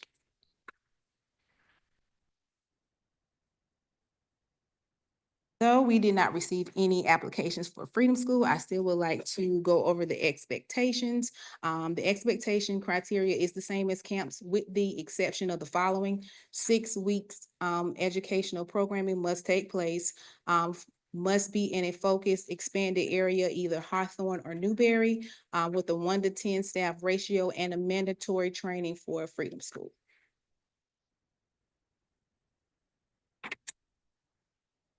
For our target population, recruitment and enrollment criteria for both summer camp and Freedom School focused on children from families at or below 300% federal poverty level.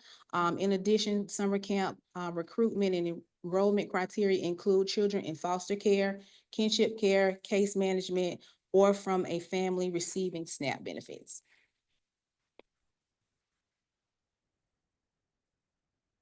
For a service location, the Children's Trust expects to fund summer camp services throughout the county. Bonus points locations included Archer, Hawthorne, La Crosse, Waldo, and Newberry. Freedom School location sites had to include either Hawthorne or Newberry. Flexible site use, that just means that they could partner with schools, parks, faith-based organizations, and community organizations to provide a location for their summer camp. Indoor and outdoor spaces must support all activities. Applicants were scored according to the criteria that you see on this slide for summer camp evaluation criteria. This would have been the Freedom School evaluation criteria that you see on this slide. This is a recap of the areas that will be measured during summer camp programming. Just to point out, program days here refers to the number of days that a camp will be open over the summer, which we get that from their application. Not youth attendance. In order for a youth to be considered enrolled in for a camp to receive reimbursement, the youth must attend 3 days of camp per week. This is just a recap of the performance measures.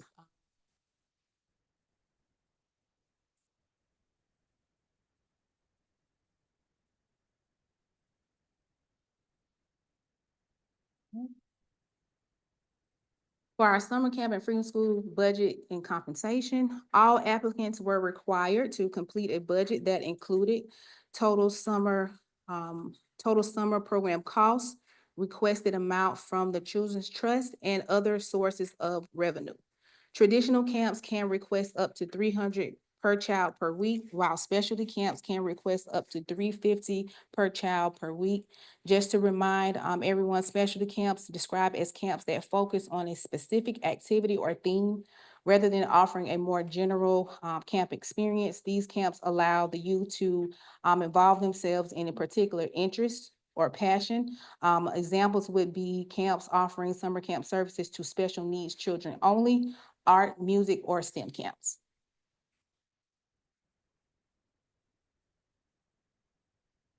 These next 4 slides include all 28 applicants' scores along with the funding requests.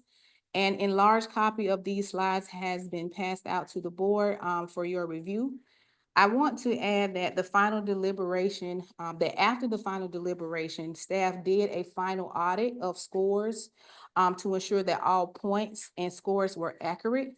That is when we discovered that Samus had a small glitch with some of the scoring, because as we were doing the deliberation of scores, my team was adding things up and it wasn't coming out correctly. The average was not coming out correctly. So Samus had a small glitch, and when we went back and fixed the glitch, that is why you will see some scores went up or some average scores went down.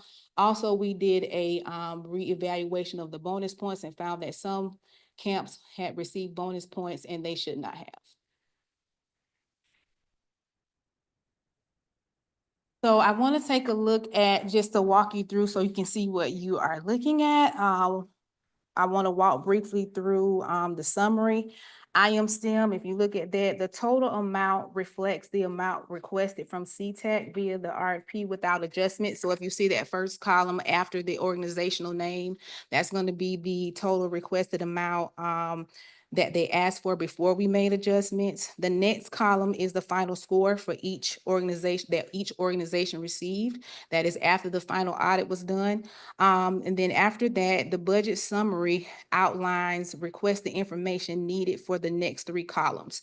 The summary categories included total costs, total enrollment, total program weeks, and then the cost per child per week.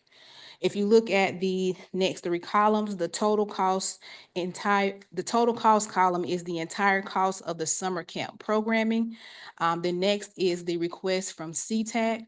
And then that includes the amount of funding being requested, how many children and youth those funds are intended to cover, the period of time, which leads us to our costs per child per week. Of course, in other sources, that is to show how other funds that they receive will be used for summer camp.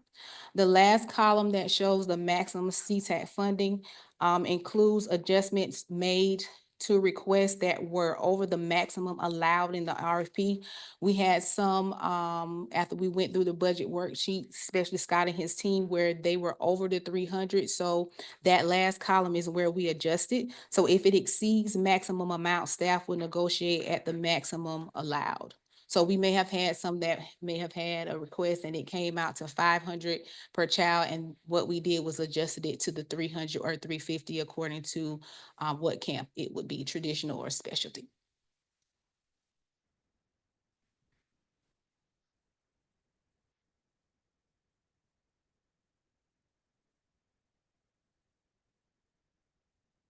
Take me to the next one, please.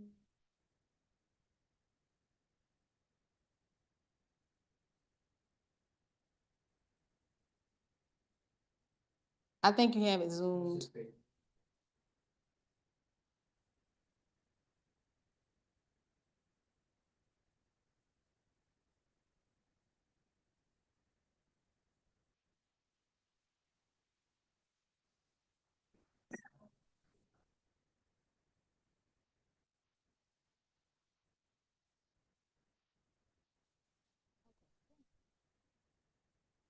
So what you see here, I want to add that the arrows that you see in red is just for us to give you a range of the different funding levels.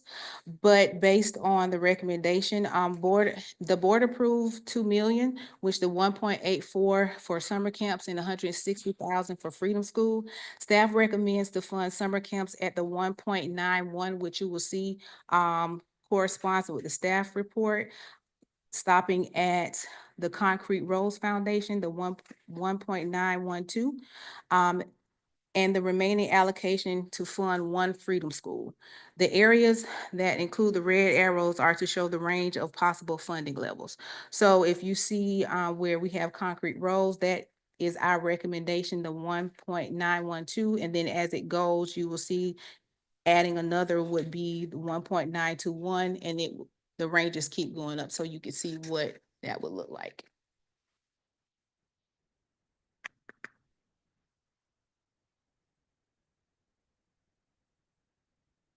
That the staff is recommending, at Concrete Rose be the last one, is what you're saying? It's with the funding, if you take the 1.84 and then we add 80,000 from taking 80,000 from what was allocated to Freedom Schools, 160,000, that will bring us to that it would be 1.92.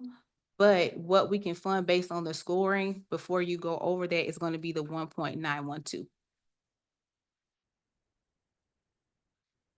Stopping at Concrete Roads. That will give you right above the 1.92.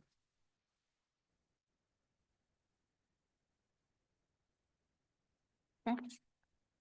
So just to give you a quick overview of where the summer camp locations would be, this is just a map where we have it's traveling art from I Am STEM. It goes, just for us, just some of those that were on that recommendation, just to give you a ballpark of where our camps would be located based on what we are asking the board, we are recommending to the board. Breakdown of the cost allocation is pretty self-explanatory. So the summer camp total allocated was the 1.84. The total requested was 2.521. Staff is recommending funding at the 1.912. For Freedom School, it was $160,000 that was allocated. Freedom School total request was 0. What the staff is recommending is that 80,000 go towards, not the 80,000 go towards funding one Freedom School.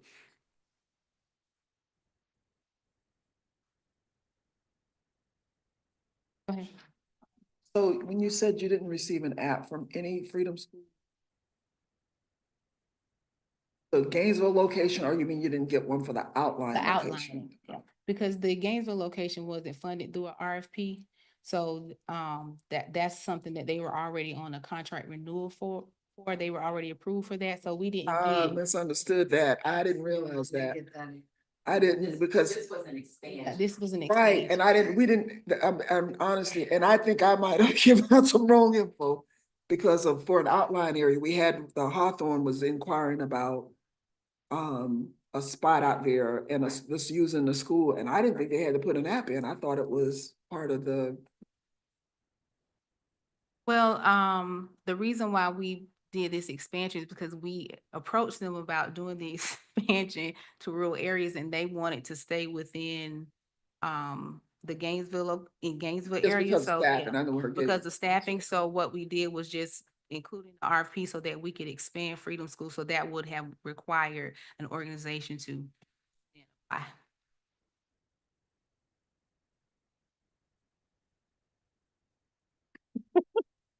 And so what we would like to do, which is part of the recommendation, is to, we've been approached now by Hawthorne with that same information. So we'd like to take half the money, which is why we want to do one Freedom School, go back to Hawthorne and have the discussion with them to build out the expansion there. Although they did not apply, no one applied, but that's why our recommendation is for one. But we would still. But the continue to Gainesville have- one is, I mean, the one Correct. that was at It's- PK or wherever it's gonna be Yes. at, yeah, okay. Thank you. Get the conversation started, I would move staff recommendation 1, 2, and 4. Second, and I have a couple.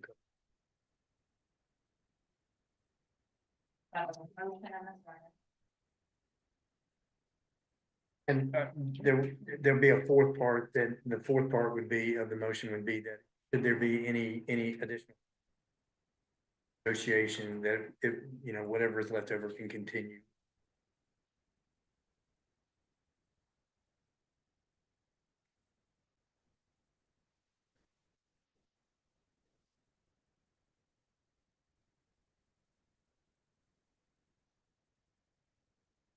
Yes, I was mumbling. I didn't want Ken to send me a message. Lita, on with information that was given to us. It says cost per child per week.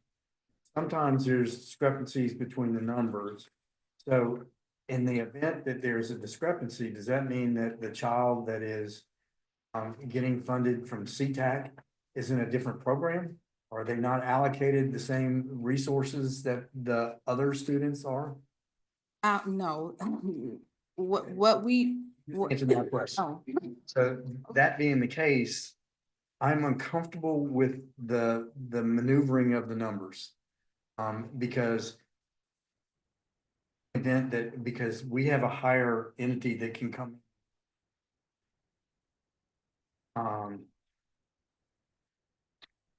To look at this, I think that they might be uncomfortable with it. Well, what you see is, I think you're talking about where you may see private pay is higher than what the request is from CTAC. Those type of things can be addressed in contract negotiation. So what will either happen is that they will have to either bring the cost per child for CTAC has to match what the private pay is, or, you know, there is no or. It would have to match, sorry. I had to think about it. I'm like, no, there is no or. So it would have to. Actually, in most of the cases, it's just the opposite where. Okay. where Number, you know, the number is higher, for the. It's a no.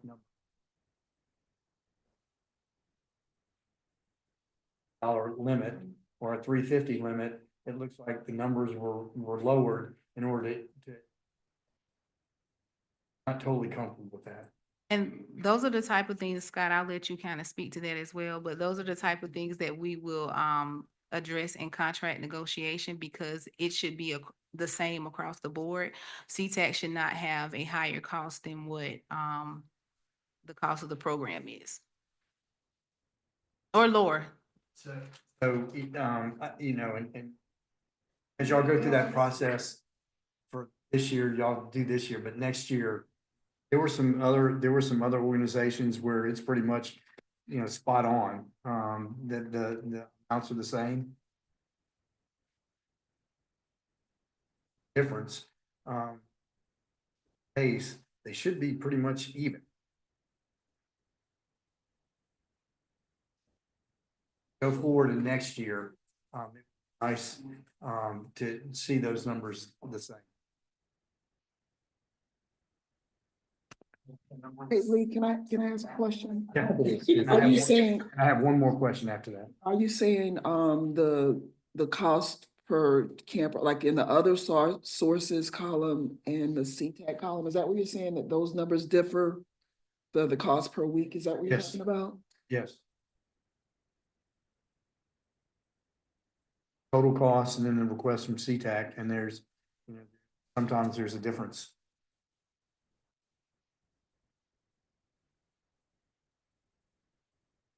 Like the 128 versus. Behavior bricks, you know, the number is pretty much the same. Thousand Voices of Florida, they're pretty much the same. But I think sometimes, then we have the discussion of what the maximum we wanted CTAC to fund, right? And so I think if you have a program where they have a higher cost of whatever their activities they have planned may be higher than what CTAC was said that they would fund, that's why I saw the difference, there. So like we had that ceiling of what we would fund, so. Specialty, so now we're saying, now we've come back with another wrinkle with that, Let Scott address. Yeah, a couple of comments. One, my team, at the time that the proposals were being reviewed for scoring, combed through all of the budgets. And I'll make a few comments about what we see. It's a bit of a mixed bag. There are certainly those that you could see that the total cost of the program, the request from CTAC, and then their other funding sources were consistent. There are some that we see where the cost for non-CTAC resources is higher. And when you look at their sources of revenue that they provided in their budget, you could see how that is done. There are programs that have philanthropic gifts that are contributed. There are programs that have like merchandise that they sell, things of that nature that are part of their overall budget. Some of it discretionary, some of it not discretionary. We would also see the opposite, where there would be a pledge of other sources in the budget workbook, but no other sources disclosed to understand what the source of those revenues are. So I do think there are cases that I could see where there are programs that do have a higher cost per child outside of what they're asking for from the trust. And I think that, to Belita's point, is part of our discussion going into contract negotiations. We will send the providers that we negotiate with a document in advance that says, here are the questions we have about your budget. Here are the things we know you already need to change. Here are the documents to bring with you to the negotiation so that we can button all of that up in time, right, to execute contracts in a timely way. And that's all part of the plan. So I hear your point, and there's some that is still unclear, even from the work that we've already done to evaluate the budgets. Well, if y'all can give me a good explanation, then I'm comfortable with that, but looking at the numbers, it's.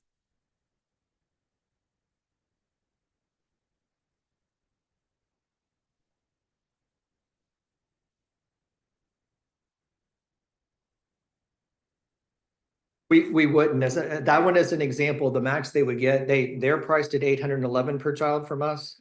The max they would get is $300 per child. So their request would go from roughly 20,000 from the trust down to 8,750 would be the max that we would obligate, that we would actually contract for. I understand that y'all are gonna bring back something, maybe about back as opposed to somewhere we're their funding source, which is fine, you know, if it's a after the first couple of years, they should be looking to get other sources other than just us. So we weren't, but that's something I guess the finance team could be requesting from those that we contract with. Well, but not, you know, this year is this year. This would be going forward. And I thought we had discussion about, you know, because Ken said University of Florida, I mean, the county commission has, you know, has a policy already. Percentages. Yeah, percentage. So you know. That's something we will continue to discuss you all will continue to discuss as a, we still have our strategic planning workshop to schedule, and that's something that will be on that agenda for us to really hash out what you. Okay, all right, thank you. Sure. Thank you, Madam Chair. Thank you, Madam Chair. Benita, can you put up the list of the providers that are not being funded under the recommendation? The last 2 pages.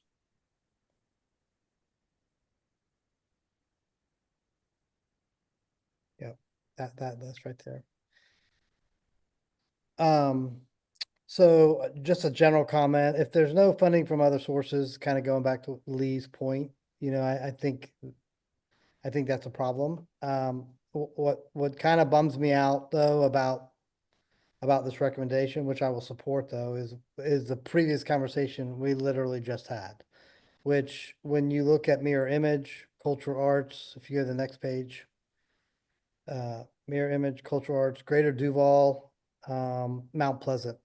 Those organizations are focused solely right in on our African American population. And I know this isn't a literacy program, it's a summer camp program, but it all is connected. It's all connected. And it is my hope that as we move through the recommendation that comes back to us with our literacy and we move to allocating resources to our community, that we are focusing our resources on these areas where these organizations that are focusing on teaching our African American kids, really specific, how to read. Thank you, Madam Chair.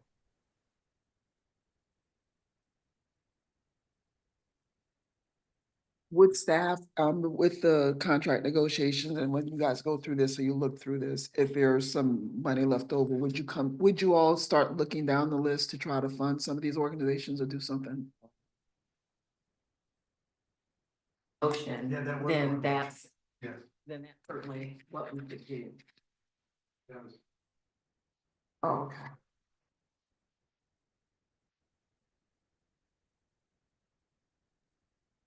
From the public, this is your opportunity. So I wanna go back to the list because it looks like my organization is not being funded this year and I need to understand why. My name is Carla Lewis from Greater Duval Neighborhood Association. If you wanted to know why.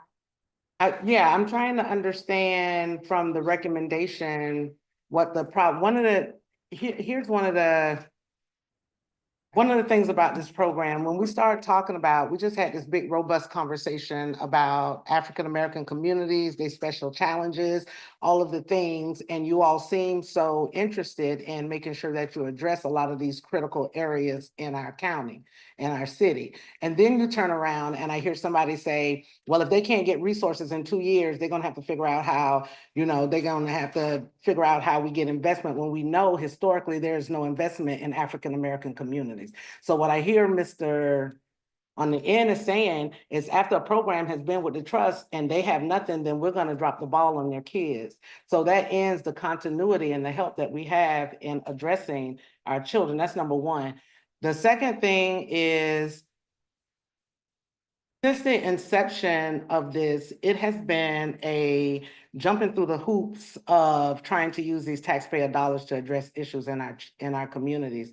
And the process is getting harder and harder. And I'm starting to see people like the University of Florida Vet Med get funded and Greater Duval Neighborhood Association, who only serves 13 children and who are trying to build through this program, through this trust. We say, we do education, we're gonna help you build capacity, and we want you to increase your reach, and we want you to serve more children, but we're gonna keep your amount at $300 every time. How are you ever gonna increase your program? Or are you really wanting us to create these programs? Or are you just trying to these are questions that I wouldn't mind answers. Are we trying to just spread these things so we can say on paper that we serve a lot of areas, or are we trying to have some deep type of meaningful impact? We are in year 4, 5 of our program. Without this funding, our program doesn't happen. And so here we are looking at your map. There's not a lot of programs over in that area.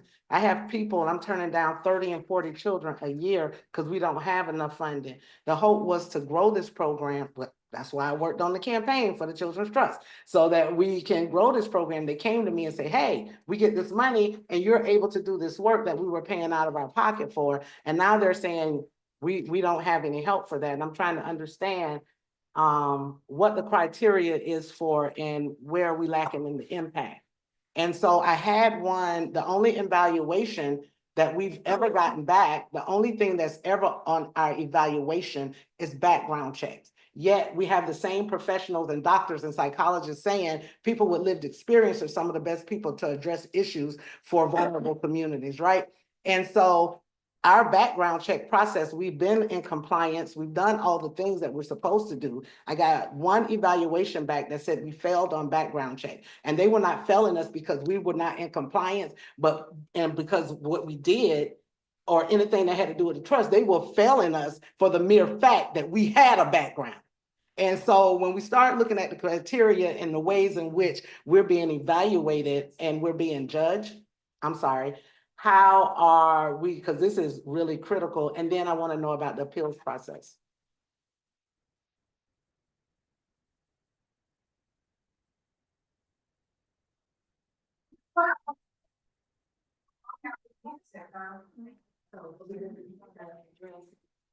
Sure. Yes.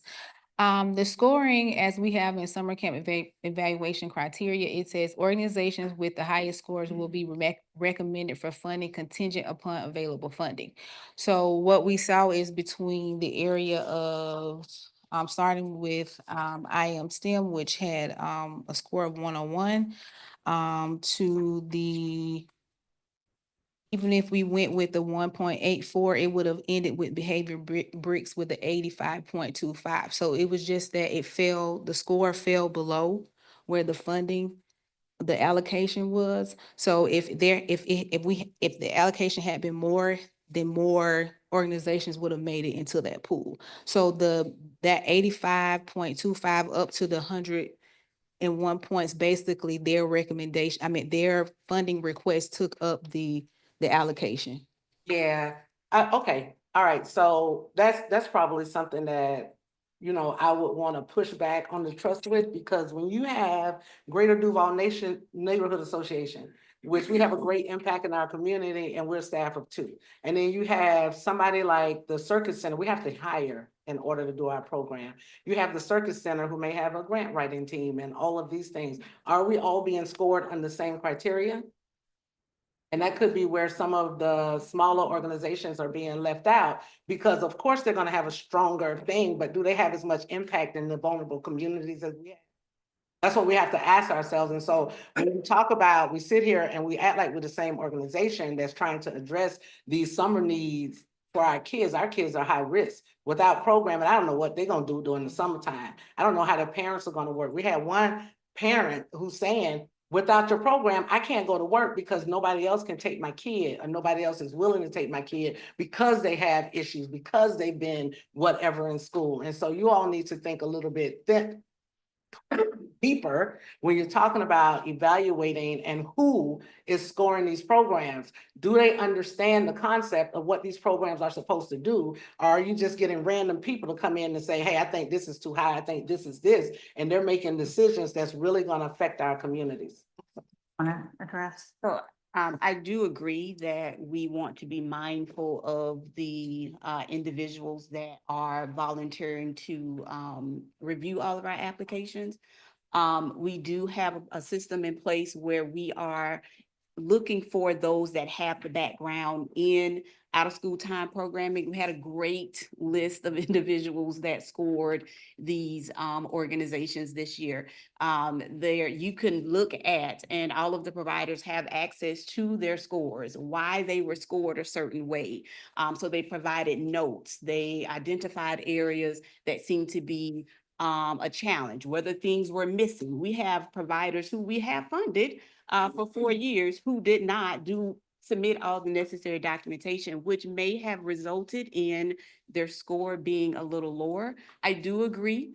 We take that seriously, and we identify those that have that background to ensure that they understand what we're looking for, to ensure they understand the process, and to ensure they understand the importance of summer camp and how to score those. Have any follow-up type of a method in place where if a provider didn't score high enough, that we could mentor them through the process, because we don't want anybody not to have a fair playing ground. And so to understand what may have lowered your score versus somebody else that got higher, I think that would be important information. Do you do those follow-ups? So what we've done thus far is made sure that they were aware of how to find their scores, how to find the comments. We're under a cone of silence until today at 4. So there was no additional information we could provide before this moment. Afterwards, we do a survey to get feedback from all the applicants to ensure they have the opportunity to provide additional feedback. We ask, do you want to meet? Do you want to have a conversation? We can walk through these. And then don't forget, we also have the relationship with the Community Foundation where it's additional support to say, here's how I scored, here's the information I received, what can I do differently next time as well. Take advantage of that. I really appreciate that, but we have advantage of that and we're members.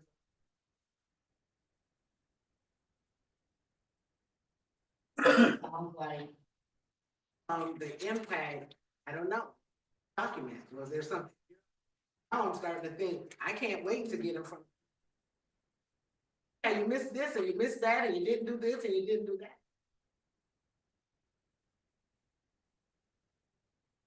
That is prevalent. We've had that evaluated and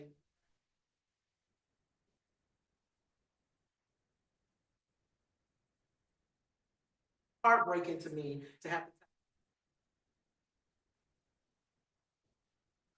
So this, and I'm just going to be really candid here. When I saw the scores, it was bittersweet because quite a few of our longstanding camps, based on the dollars that we have to spend for summer camps, we're not going to be funded this year.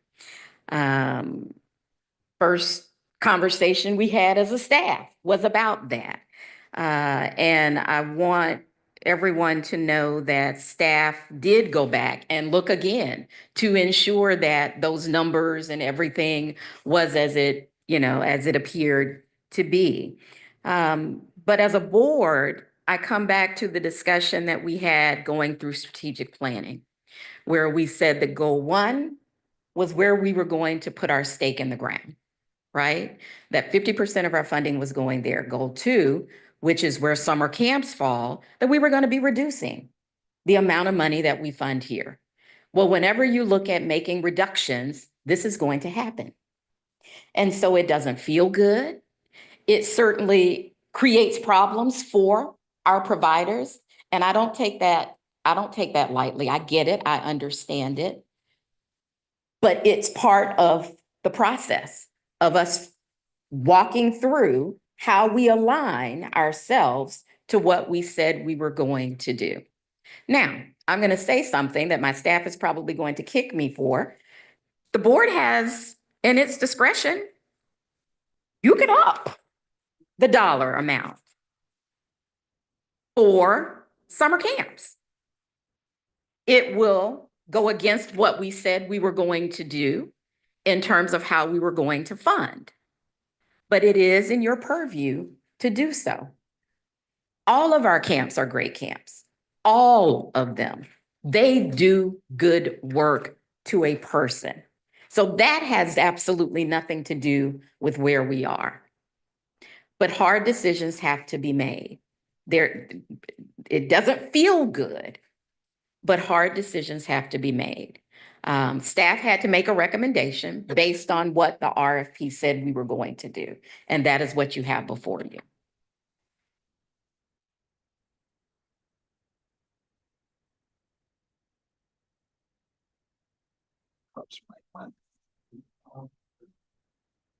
Chair Cornell. While we're waiting on the chair. Oh, I can't, yeah, so it's going in and out. Are you done with public comment, Cheryl?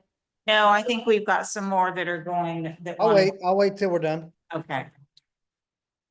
Next public comment, please.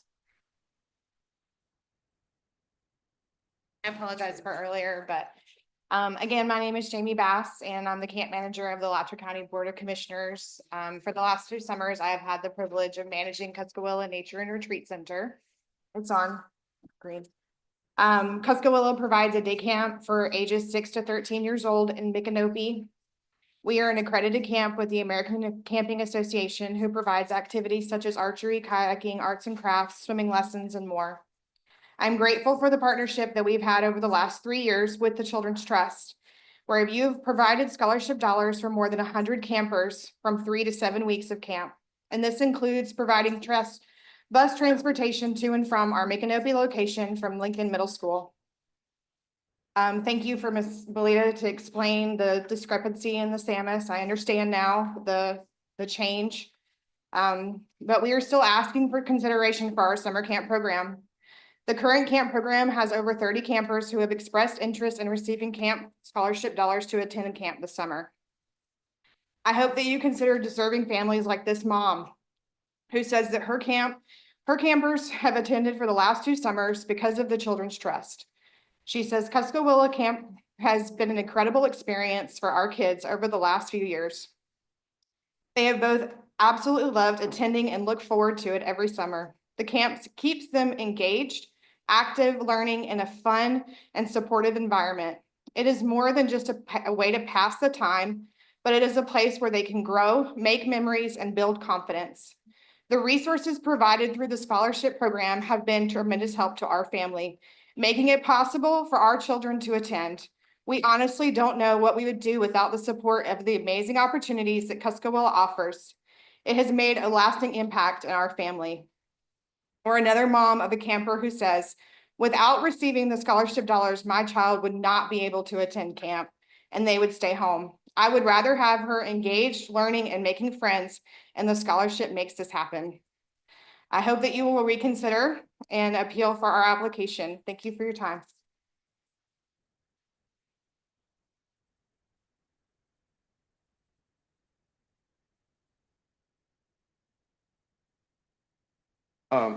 Good evening. My name is James Miller. I'm the Executive Director at Mirror Image Leadership Academy. Let me first thank the staff for allowing us the opportunity to respond to this RFP. I am here, like other organizations, to advocate for Mirror Image Leadership Academy. This was our first opportunity to respond to the RFP, and we were really excited about it. And even if we had the duration of our camp would have given us an extra 5 bonus points, which would have put us at about an 84.75. And the reason that our summer academy is only 4 weeks is due to the uniqueness of our organization. And during the entire month of June, we have over 60 exposure trips just in that month alone, along with curriculum and the heavy lift of local, national, and international travel during our summer experience. And so I wanted to come before the board to ask you to reconsider Mirror Image Leadership Academy, and if the board makes a recommendation to increase funding for the other organizations. Thank you for your time.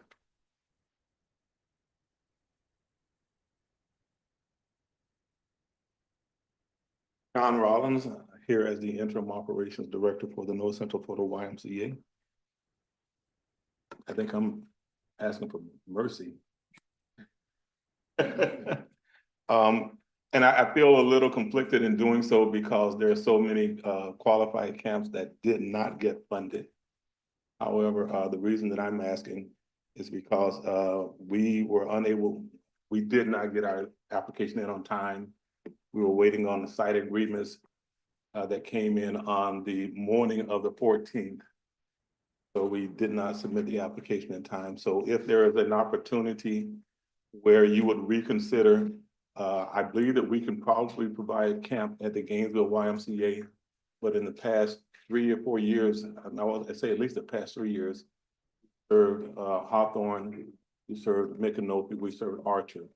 And those are all camp funded sites. They're funded through Children's Trust. And so we don't have the YMCA able to do a camp through the trust. Those communities we would not be able to serve. I'm prayerful that somebody else may be able to reach up and help them, but that's something that the YMCA has prided themselves on doing, reaching out. So you all, I prayed about this. I've asked God for guidance, and I said, Lord, whatever they decide to do, we're going to be okay with it. Okay, but I did want to come and bring it to you all and just ask if there's an opportunity to reconsider, that we be allowed to submit our application for consideration. Thank you.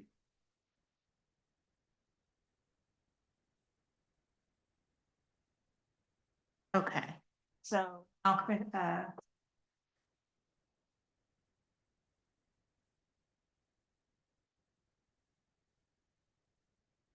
and you can go ahead and make your comments if you would like. Oh, okay. Thank you, Madam Chair. I was just going to reiterate what Marcia said, which is, I stand by our staff and all the help that they have provided.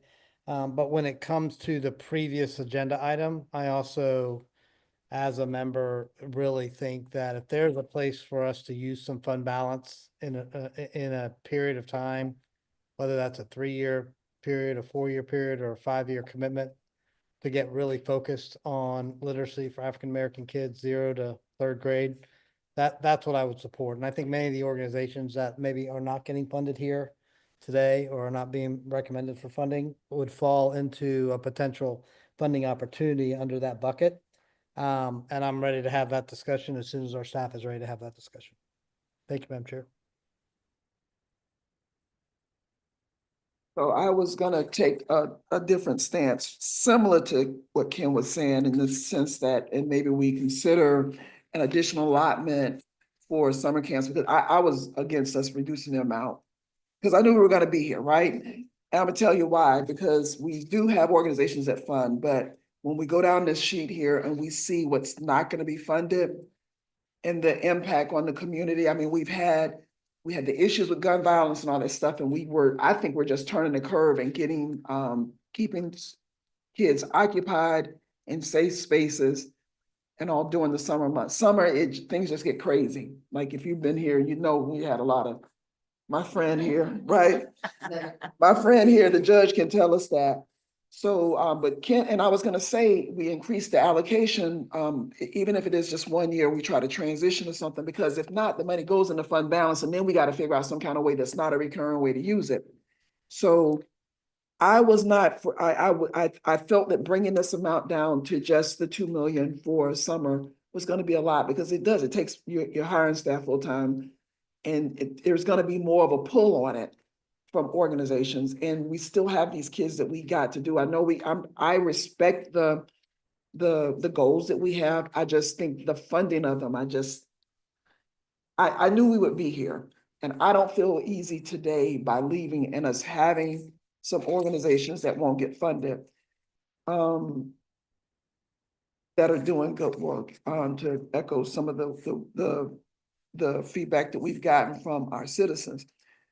But I was gonna say this is a different thing. Mr. Rollins, I respect the work that the YMCA does, but I cannot support a motion to allow a late submission to come, because if my colleagues will remember back when we were meeting at the Cave, and we did that once, we opened that door and I said, it is gonna create issues, and it's not that the organization didn't do good work, it's just, it's gonna create issues, and so I can't support that. It just has to be where you have to get the things in on time, because if not, we end up having to keep making these exceptions, and I think that just leads us down a slippery slope. But I would hope that my colleagues, after we vote on this, I would like to maybe amend that motion. I don't know if Lee would be for that, that we, staff bring back a recommendation for us, that even if we go on the fund balance for this, to fund these organizations for this time right here, according to the criteria, we do that versus increasing the allocation. But,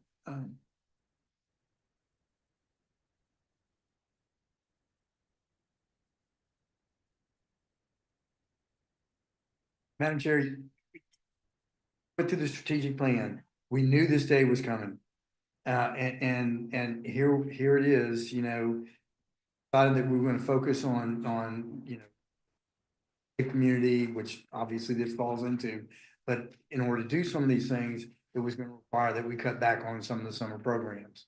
And here we're being, you know, our first test, you know, all the summer programs that are probably before us are great programs. We were gonna have to make sacrifices, and this is, we've been given a recommendation by staff, and I think, you know, on what, you know, undermine what staff is doing if we. Well, and the unfortunate part is even if we increase, somebody that would be left out. And so, I mean, it's funding and our decision making. First, I want to thank the board for being thoughtful, for hearing from the providers. I expected this conversation. Staff knows I said, I believe our board is going to go into fund balance. And while This is Marcia Kiner, Executive Director speaking. I'm not speaking for staff. I believe a strategic plan is great as a direction to go in. But I also believe that there are times when you do things outside of the strategic plan. I agree with Member Certain. Summer is it's hot. And our children need focus, and they need, as Commissioner Desmond Duncan Walker talks about all the time, they need something to do and places to go. And there's a third one that you hear her reiterate all the time. Mentors. So Mentors, they need mentors. mentor, okay. So I am not opposed to looking at how we include more camps. Our issue, though, is we don't have time to come back to you later. We have to get this done today because contract negotiations start tomorrow in order for them to get everything in place by May 1st and have their camps up and running. So whatever we're going to do, we have to make a decision today or tonight.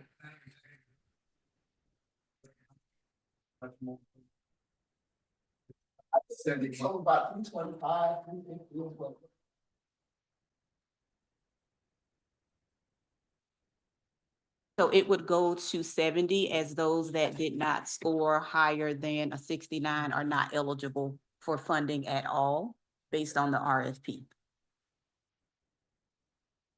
Oh, I see, I get all of it, so it's even. So you would be right at what, Greater Duval would be the final, and there's a dollar amount. The 1-year funding. This is 3 years, correct? The RFP. The RFP. Right. Okay.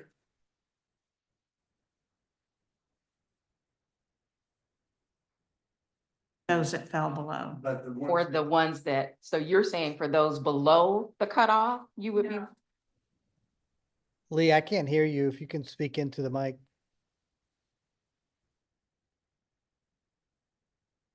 The RFP was for 3 years, so we would be locked into 3 years.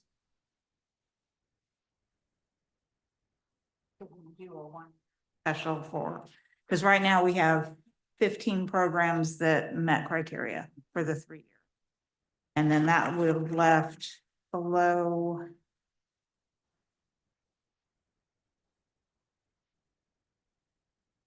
And programs that would be fund balance if we were to use it.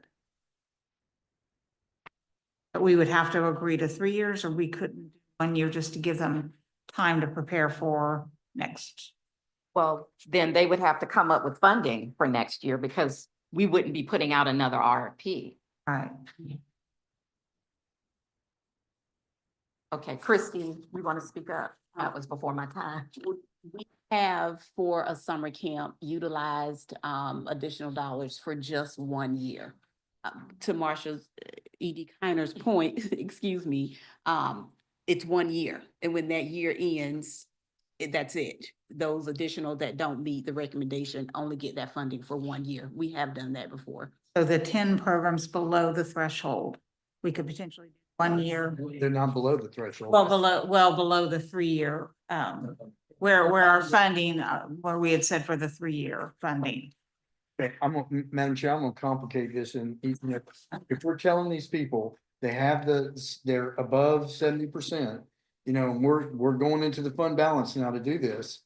You know, I don't see how we can say you can only do it for 1 year because they're above 70% or 70 points. So, you know, they've qualified. So essentially what we're doing is we're making a commitment for however many extra dollars it is for the next. So, How would that impact our other programs that we're funding as well? Say that.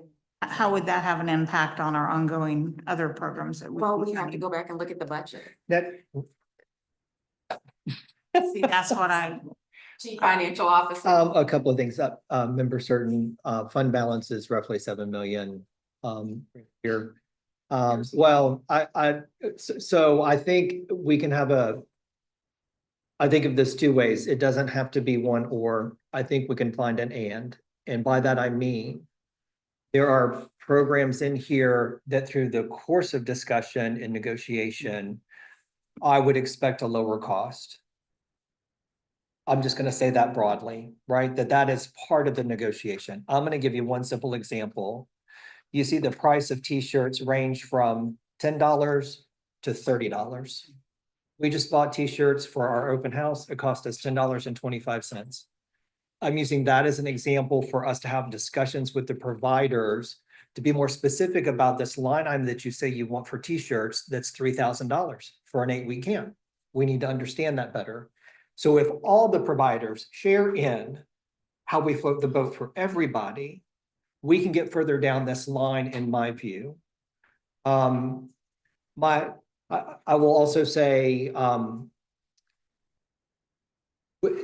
if it's 300,000 roughly that we're talking about committing, that's 900,000 over the course of the life of the contract, 3 years. What gives me pause is we need a 5-year forecast for where we're headed as a trust, which we've been talking about. We are up for renewal in 3 years. And that needs to be part of our planning. I think things like summer camp are clearly important. I think all of what the trust does is important in that regard. I think we need buy-in from the community providers at the same time, that we're all willing to lift everybody's boat and not sacrifice where we don't have to sacrifice. How far down this list can we get? I'm not completely clear. But there needs to be some discussion with providers about how they go about funding what they do. We have providers that are doing summer camp that they use the School Board of Alachua County's busing system.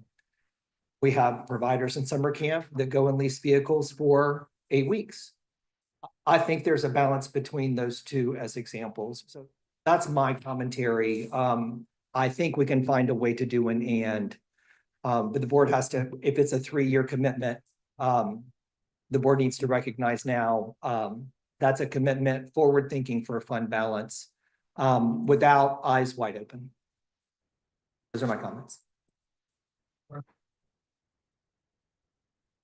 The solution would be, here's all, for all the programs, this is how much it is. Divvy it out accordingly. Have 1.912 plus whatever. Yeah. And we're and allocate it somehow that way. That would really be complicated. It would be complicated, and maybe indirectly to your point, what's still embedded in here is the price per child per week, which is the anchor, and where we clearly have programs that exceed the 300 or 350 mark. If that is a predicate for a program not to be able to run its program, the board just needs to understand that's part of this discussion. Scott, you were here a little bit during the, well, you weren't here during the negotiation. Did y'all, this negotiations with the RFP, we have a set amount, but then y'all negotiated how much, kind of sort of ballpark, do y'all usually come down from the original amount? I don't know, not much. It varies. Some of our providers are spot on. Their budgets will be, exactly what they're supposed to be, and we will not need to negotiate any changes, within their award amount. Some of them, we will negotiate a significant amount solely based on the fact that it may not have been done correctly. They exceeded what they should have, and so we can't answer that question because it varies for every initiative that we. Thank you, Madam Chair. I also want to say to our providers, what the trust is clearly saying to you is that the trust should not be your sole funder. Moving forward, you all are going to have to start finding additional funders for programs.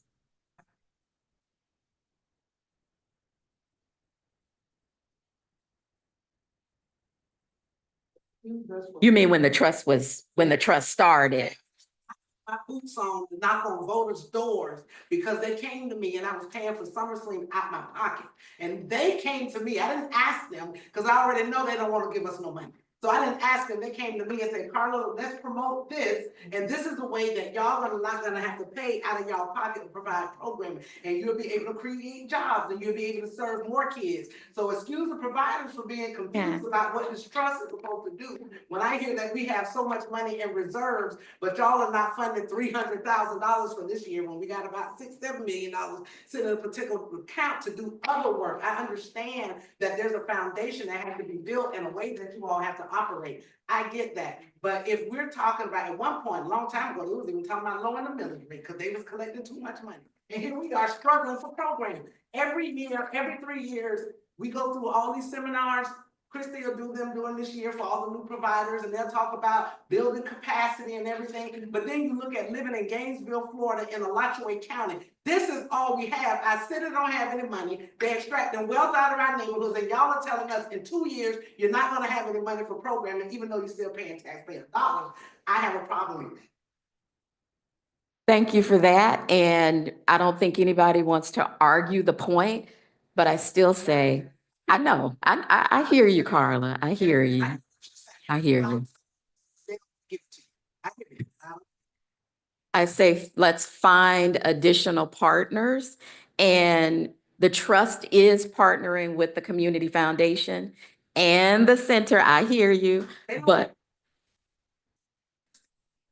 Love to see when, and I'm not gonna argue this back and forth, because I know, if I don't know nothing else, I know these, I don't know everybody else, but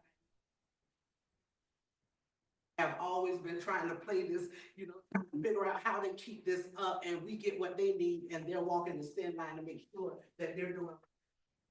I get that. This is not against staff, what y'all put on paper. I'm not saying all of that, but as a citizen who pays taxes into this fund, yes, I'm gonna be pushing back on some of the decisions that.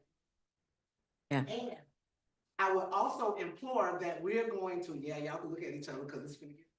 But I can also fight for the fact that part of the technical assistance so that we can direct Dr. Beachy, because I work with Teresa, I work with the Community Foundation. We already been working with them for years. What we need to instruct them is, how do we get funding from a city that's already distressed and don't know about. That's the whole point of getting a half a penny and throwing it to something. So if y'all can help us with that transition. and it may not be the city, it might be some other grantors. Yeah, yeah. We will work. We can work to help with that. We are committed to doing that. Madam Chair, I'm willing to put it on a fifth part of the motion, which is, well, it's your recommendation that had 3 parts, and then I added the 4th. To continue with the 4th part, which is to see how far the money goes, but the 5th part will be whatever balance there is to fund the 71.5, the up to 70 points. That we find that we go ahead and fund it for the next 3 years, but I want that part of the motion separate. So we can split it out, so we can vote on that without being part of the rest of the motion. 3 years or 1 year, Lee? 3. I don't see how you can do it any other way, Ken. So your first motion will be then for parts 1 through 4. No. 4. And then the 4th part. 4th part of the motion was that through negotiations, should there be any reserve that money that has been saved through the negotiations, that we will continue funding as long as the money goes for subsequent projects in order. And then the 5th part is whatever the balance is, that come out of fund balance for the next 3 years or however. Okay, so do I have a second for Lee's first motion? I'll do it I'll let you make that as a second motion. So any discussion on the motion on the? Just a quick comment. I want to thank you guys for thinking through that a little bit more, because in reality, I would rather us fund a little bit less during the year when we have the kids during the day for 6-7 hours than in the summer when we don't have the kids, and because that's when they get into trouble and have no structure. Often the parents aren't home. So I appreciate that thought of trying to help cover at a time where these kids are at home often by themselves. So I'll ask for a vote. All in favor, say aye. Aye. Or one, two, 2 and 4. 5 will come separate, right? Fourth was security.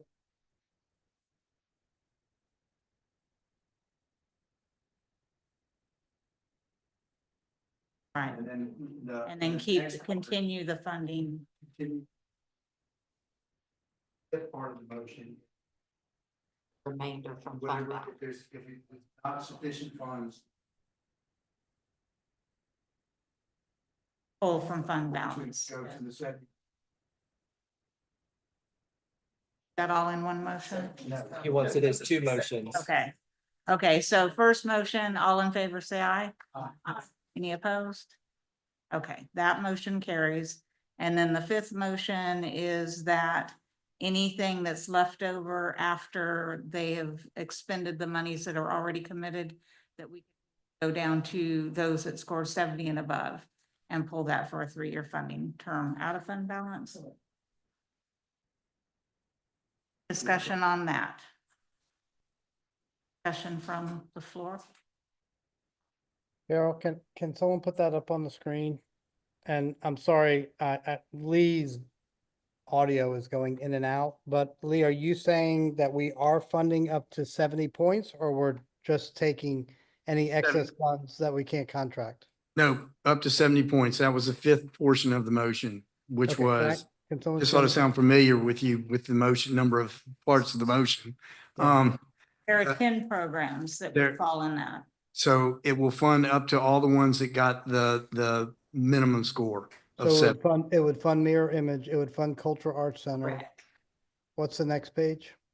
The lowest one was 71.5. And so it'll fund all the programs up to that one. Ball. Greater Duval, it would fund Greater Duval. Okay, Correct. yeah, I support that. Okay.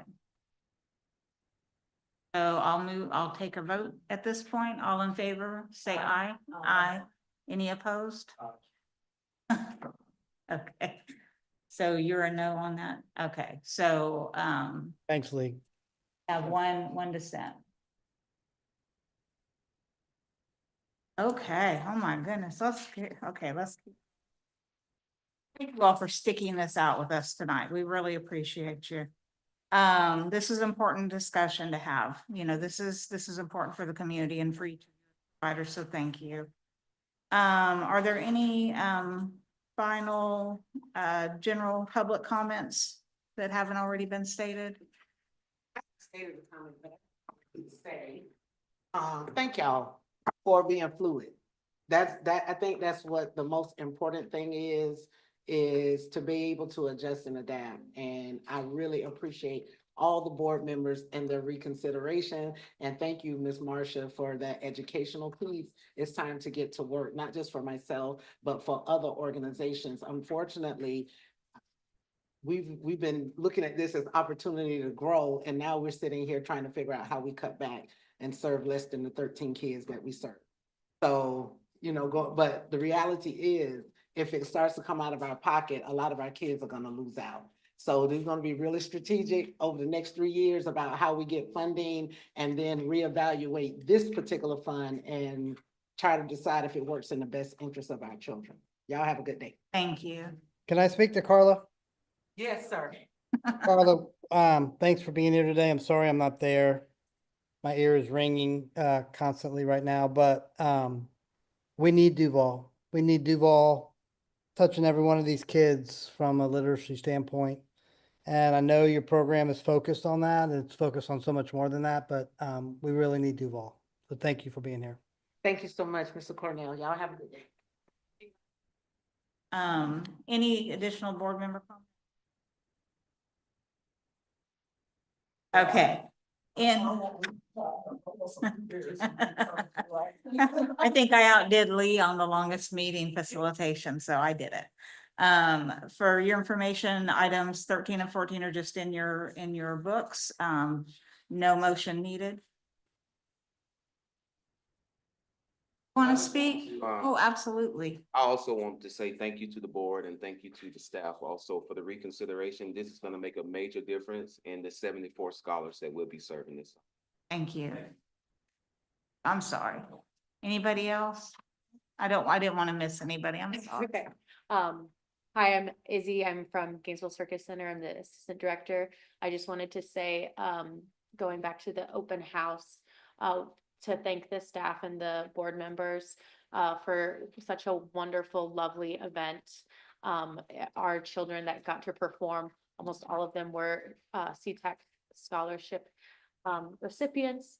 And, I can say that they felt so engaged, not only as a circus kid, but a CTAC kid. And they've all been organizing days that they can wear their matching Children's Trust shirts together to match. So it really is having a broader impact than you even know. And it was our pleasure to be here and celebrate with y'all. Thank you. Our next scheduled meetings are, we have a joint meeting with the Alachua County Board of County Commissioners on Monday, April 21st at 3 p.m. And it's going to be located at the Alachua County Administration Grace Night Conference Room on the second floor. And then our next regular board meeting will be Monday, May 12th at 4 p.m., possibly 3 p.m. if we're gonna take, or later, 4 o'clock, and then we'll go late. Okay, we'll go later. That will be here at the trust offices. So with that, I will call this meeting adjourned at 6:55 p.m. Oh my God, I am so sorry. Good night, y'all.